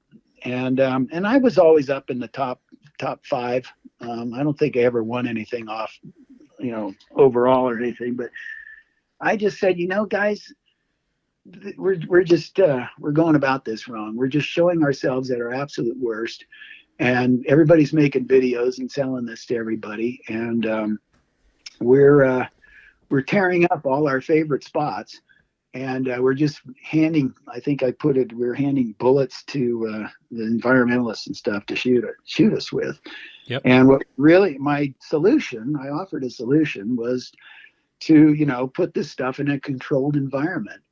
And that was coming from my background in racing at that point, sports car racing, where you are on a track in a controlled environment. And that stems back to where sports car racing started after World War II, and GIs came home and realized European cars could corner and American cars couldn't, and they could turn both ways and not just go fast in a straight line. And a lot of that early sports car racing was done on street circuits, road racing circuits. The Pebble Beach races in Del Monte Forest were famous for that, and a lot of people got killed, spectators. And then they started building dedicated tracks. That's how Laguna Seca got started, was because too many people got killed in the Del Monte Forest in Monterey. Anyway, so that I was coming off of that mentality, and that we really need to put this stuff in a controlled environment, and not out on our favorite trails, like Choke Cherry and God, and all the places we were doing at Montrose. And anyway, it fell. It all shook out as it shook out. It just, maybe I was a little ahead of my time, but I took a stance and said, I'm not going to do this anymore, and because this is just against my feelings. And of course, the sport went on. It kind of had its peak, and I think the technology that came out of it is phenomenal. And all the stuff we were just making by hand from old truck parts and stuff, now you can just go down and buy them all. And a lot of that also happened, is also from the OEs, taking notice of what was going on, and developing much better products for the everyday consumer. And hence the course, TJ. Of course, I'm talking about the TJ and the Rubicon. Right. That's on from that. And then, of course, the JK from that. And that's a whole nother story. So that's true. all. Where should we go from here? Well, I can remember the first time that I met you, and it was on Pritchett Canyon. Okay. I was living in Cedar City at the time, and I was there with the Color Country 4-Wheel Drive Club. Guys like Dean Bullock and, Doc. And phenomenal driver. Yeah. Dean was amazing. Absolutely. Yeah. And we came up behind you guys, and it was you. I want to say it was Walker. Could have been. And Sonny, I believe. Okay. Yeah. And there was a couple others, and somebody pointed out, that's Ned. And it was after your article. And I was like, you're like, that asshole? And I go, okay, I need to talk to him. Wow. Cool. I don't remember this, but carry on. But we were just above, you guys had just cleared, Tim Hardy was with you. And he was from, my stomping grounds, Placerville area. Sure. So, yeah. Know him well. So after you guys got done playing there on Rocker Knocker, and before you got up to Rock Pile, I walked up the hill, and we had a discussion about, your article, and, I have to say at that point, I didn't agree with you. Mm-hmm. But it was, we had a great You weren't conversation. alone. No, I know that I know. And, that's the first time that you and I met personally Okay. and had a talk. Now, I may have seen you on the Rubicon in the 80s because I started doing the Rubicon in like 83, Okay. early Sure. 83, Probably late did. 82. Probably did. But that was, I mean, Might have bought a T-shirt from us on 4th of July.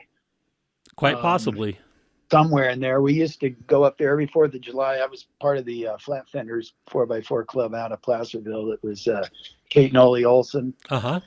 and those guys. And we used to sell T-shirts that I drew every 4th of July in little sloughs. And we'd camp there back when you could. And we'd sell all these shirts to everybody. It kind of became a thing. And we take all the proceeds, and then we did this Christmas drive every year for the elderly in Placerville with the money that the club had, and we'd go around and buy foodstuffs and clothing and stuff for the elderly that couldn't take care of themselves, kind of thing. That's awesome. And so yeah, we did all these crazy T-shirts for I don't know, 10 years anyway. I think we were doing those.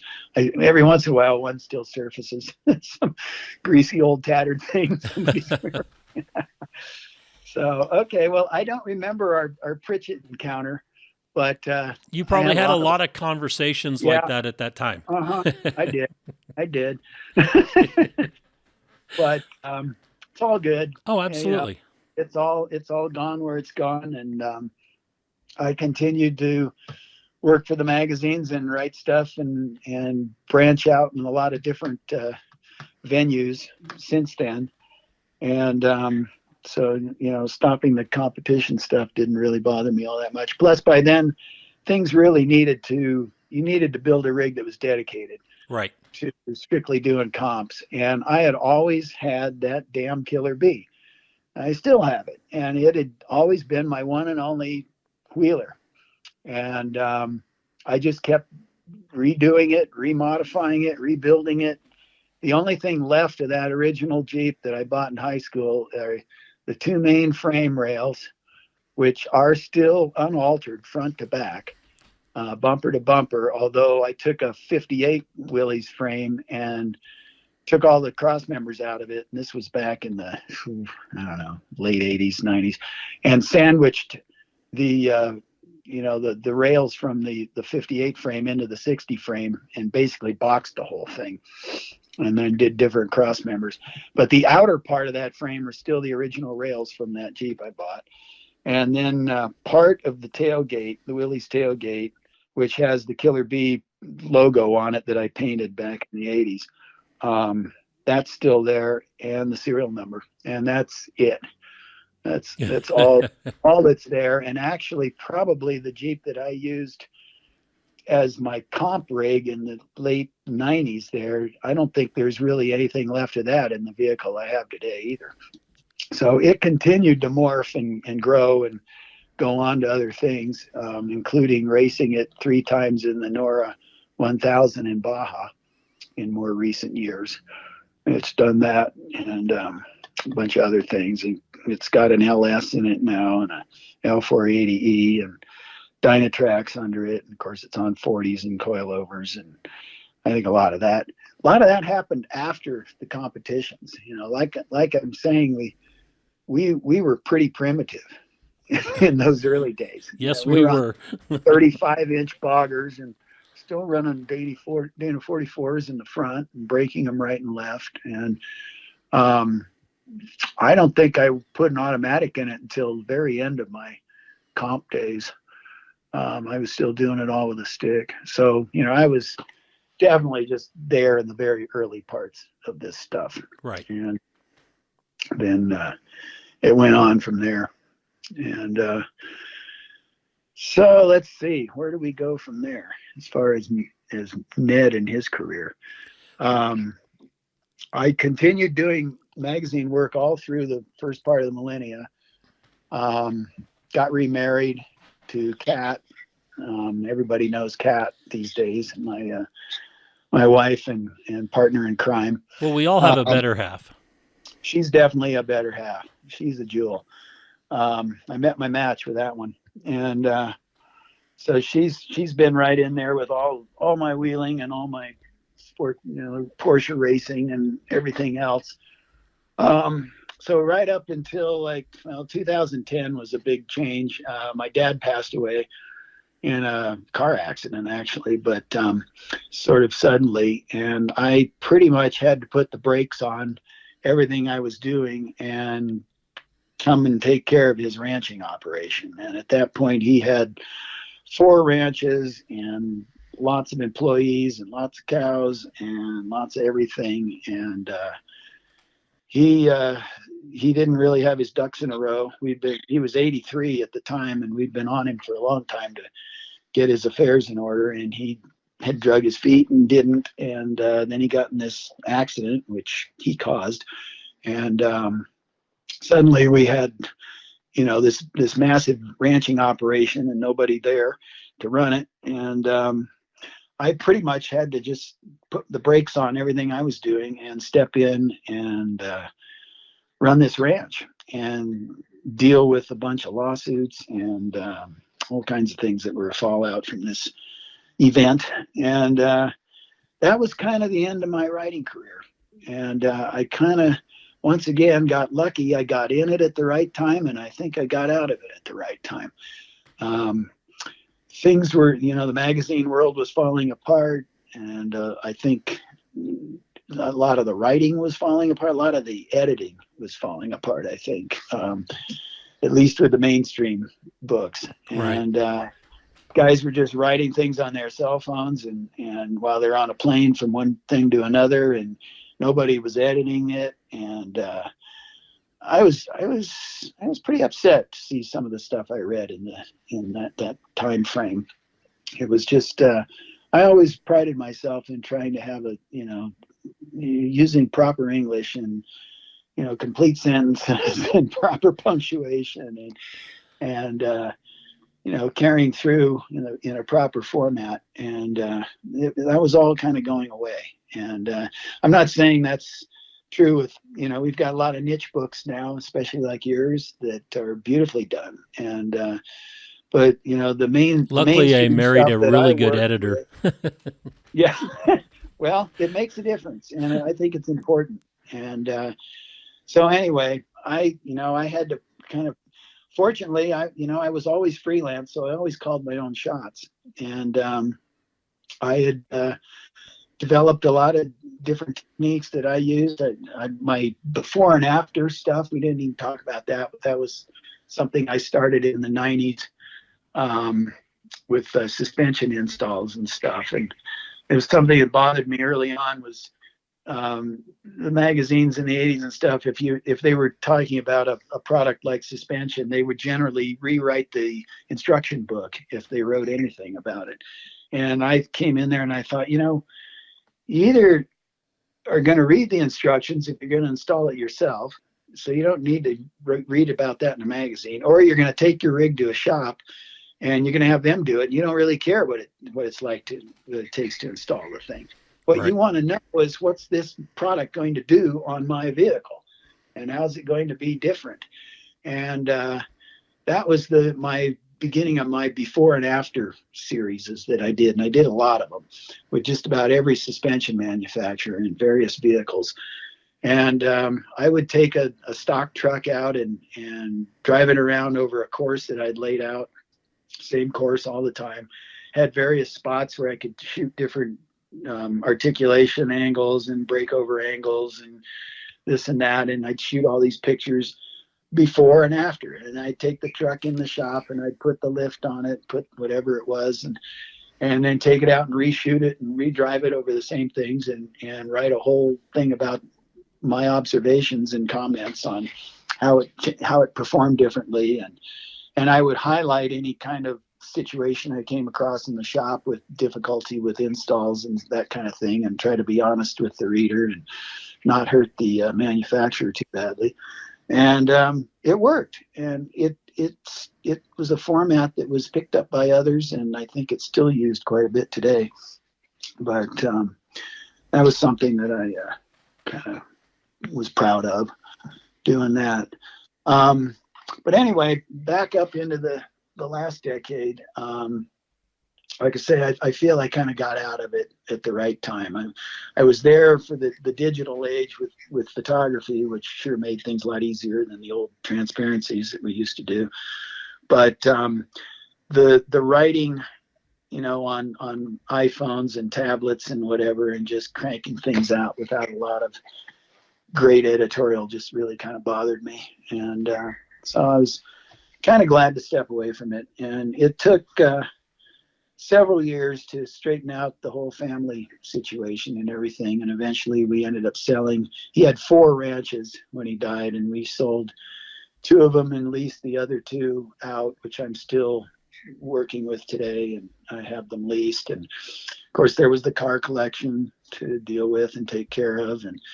But around 2013, the dust sort of settled down, and Kat and I looked at each other, and we'd always wanted to do travel in a vehicle. And we have this great VW bus named Charlotte. It's a VW Vanagon Synchro, which is a 4-wheel drive version of a VW van, factory thing. And of course, I've modified the heck out of it. But in 2014, we took off in Charlotte and drove her all the way to the tip of South America, and basically lived in the thing for all in all. After we did South America, I shipped her back from Santiago, Chile to Long Beach, and then we were home for a little bit, and then we drove it all the way to Prudhoe Bay, to the top of Alaska. It's a dead horse, and all points in between. All in all, it was about a 40,000 mile trip, and we basically lived in this VW van for 2 years straight. And great adventure. I think the greatest adventure of it ever. And met some great people, ate some great food, saw some amazing country, and definitely sparked up the old travel bug again. And she's the perfect companion for that kind of stuff. So we've done a lot of shorter stuff since then, all over this country and all over Mexico. And we were actually slated to ship the van to Europe just before this COVID stuff started. And I had a container lined up and everything else, and we were going to send her to Europe and then spend several years doing all the outlying parts of Europe and the Eastern Bloc countries that are all aflame now. And who knows where that would have gone. I'd even considered driving her all the way across to the east through the Stans and Mongolia and all the way to Magadan, Russia. It's kind of on our radar. And then this COVID nonsense came along and kind of put the brakes on that. I pulled the plug on that container just in time. So we've kind of been in a holding pattern for the last couple of years. And meanwhile, I mean, I certainly can't complain. We live a great life, and we're still doing a lot of charity work. We're involved with one outfit in particular, which is called Free Wheelchair Mission, that we're really much behind. It's a nonprofit that donates wheelchairs to the poorest of the poor all over the world, and we've done numerous distributions with them, Uganda and, for instance, Vietnam, El Salvador, putting wheels underneath people that have spent their lives crawling in the dirt, and it's something near and dear to my heart, and it's something that's been it's just up my alley. Putting wheels under people. It's right. kind of cool. It is, absolutely. So yeah, we've been doing that. I'm involved with the National Automobile Museum up in Reno, which is the old Harris collection. I'm on the board up there. And so we're busy. I'm still racing Porsches quite a bit. And we race the Nora race every year. We've done that like 9 times down in Baja, which is kind of like vintage off-road racing. We just got back from doing the 22 one in our. We've got a Class 5 bug that I built up from a vintage car that was built originally in the 90s, and just had a great run down the peninsula. Never took a tool out of the bag for 5 days. Woohoo! Very good. And we ended up getting second in class by 8 minutes. We lost 8 minutes to first place after 1,300 miles and 5 days of racing to a Mexican team out in Ensenada. So that was really cool, though, that they won. I was happy to see that they got to win in their own country. So it's all good. So, yeah, that kind of brings us up to date. So are you still want to take that synchro across to Europe and make that? I mean, yes, I know that right now things are kind of screwed up. Yeah, the world has just gotten so sketchy.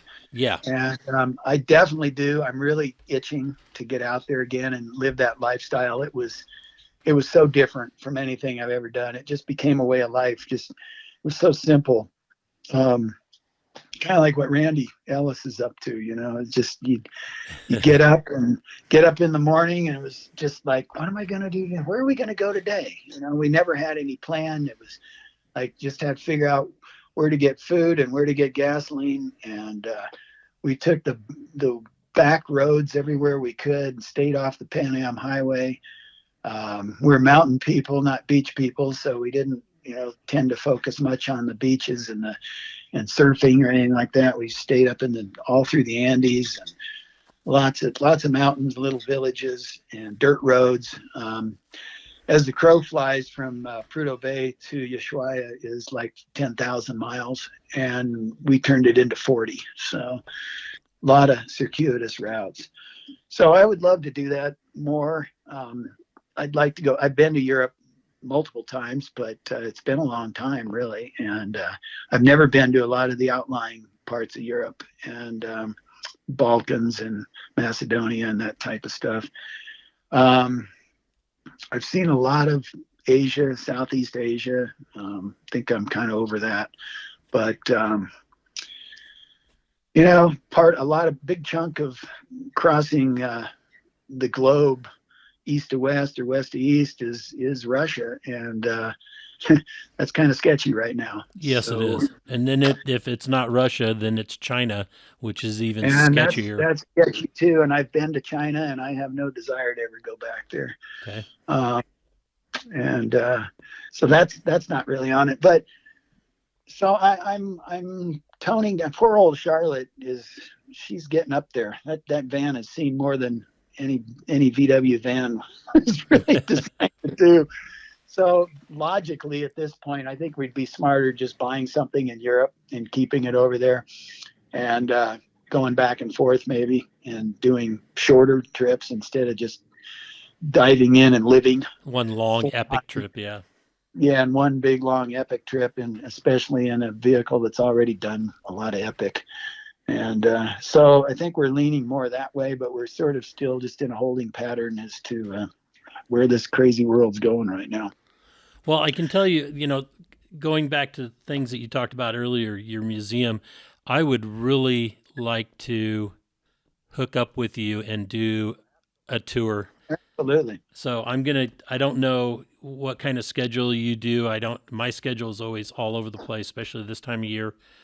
Fall and winter is when I have more time. That's not a problem. I mean, dead of winter, it's cold up here. It's right. Snow, and these buildings are not heated or anything. They're, but we all got big coats. Yes. So I'm game anytime, Rich. Okay. I've got one. I'm doing one this Thursday, and I've got another one next week. I think I just did a few I just mentioned earlier.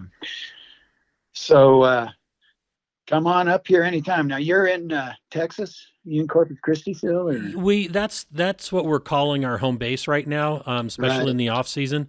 During the rock crawling season, we're constantly on the move in Sure. the Taj Mahal or the semi truck. But right now, for the last month nearly, we've been in Placerville. We got another week or two here, and then we got to finish up our season, and then after the Rebel Rally.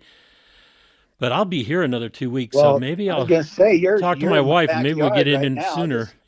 I drove through Placerville this weekend. Yeah. I mean, hop on over. I think so, because I've got some friends in Dayton that where we always stay too. So, Well, maybe you're we'll. more than welcome to stay at our house too. Okay. The museum tour, if you will, it's anywhere from 3 to 5 hours, depending on how interested you are. And you should come over and just stay with us. And we got a guest room and all. And just come on over. Okay. I'll talk to the wife when Got she gets any back. immediate family members that are interested? Bring them too. Yeah, it would just be my wife and I. Perfect. Bring them Cool. on. Well, that's awesome. So yeah, I mean, these things are just they're not. I don't consider them mine. They're still tied up in the family estate, and my mom's still alive with us. Fortunately, she's 93, 94 now, or whatever. So I'm kind of hanging on to all that as well. We don't really know what's going to happen. I don't know if we're going to be able to keep them forever. But I'm just kind of boots on the ground and curator, and lucky enough to have these things to share with people. And what good are they if you can't share them with somebody? So absolutely. And what do you name it? And can we find it online? Nope. Okay. Nope. I won't even put that out there because security is so tough. Yeah, that makes sense. Everybody nowadays has to tell everybody about everything. And I'm very old fashioned that way. I kind of try to keep to myself and keep it quiet. And of course, we just did this whole thing, which is great. I mean, I feel honored to be a part of this whole deal you've been putting on. It's great to watch them and hear a lot of people that I know already and hear their backstories. And a lot of it I don't know the details of. And I haven't been out in the limelight in quite a while now. I didn't even go to Moab this year. And the bee hasn't really been outstretching its legs either. I got involved with Mahindra a couple of years ago with their Roxor project, and I ended up racing a Roxor for them in both the Sonora Rally and the Nora 1000.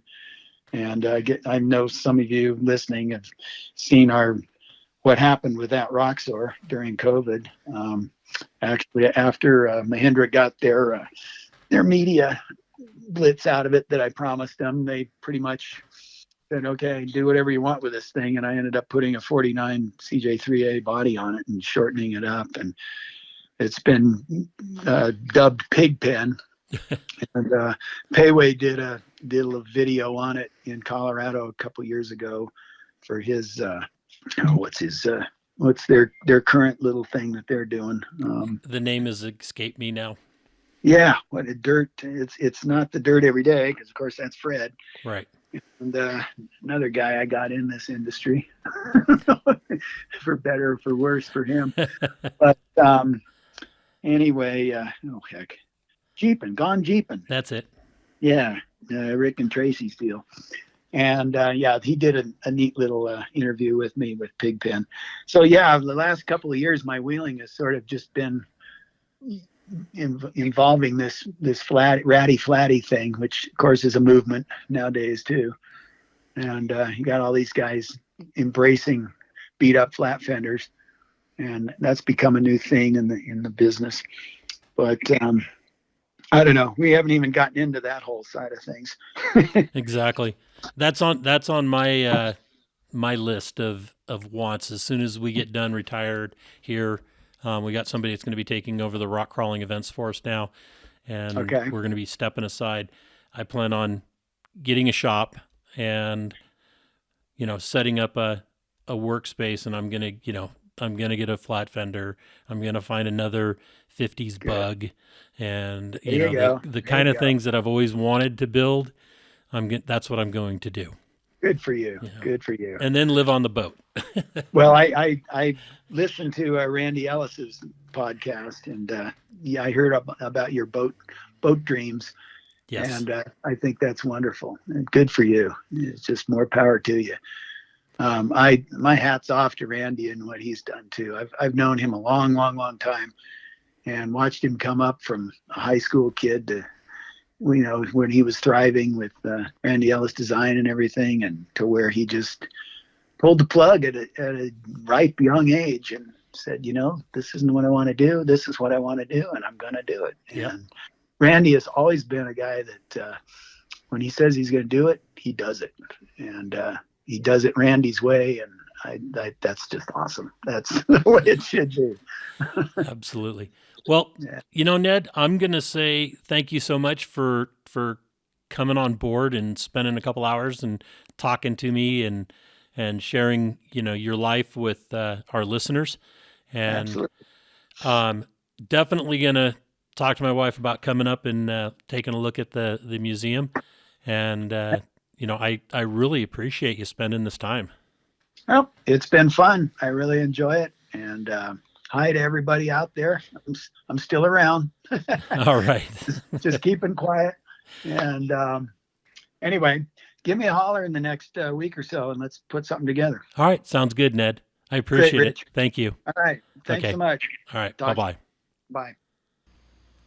Thank you for listening to Conversations with Big Rich. Please let your friends know about this podcast. Let us know what you think of Conversations with Big Rich. Please forward ideas to me, contacts of those that I should attempt to interview. Leave a rating on any of the services you found us on. We look forward to your comments and ideas. Enjoying life is a must. Follow your dreams and grab all the gusto you can.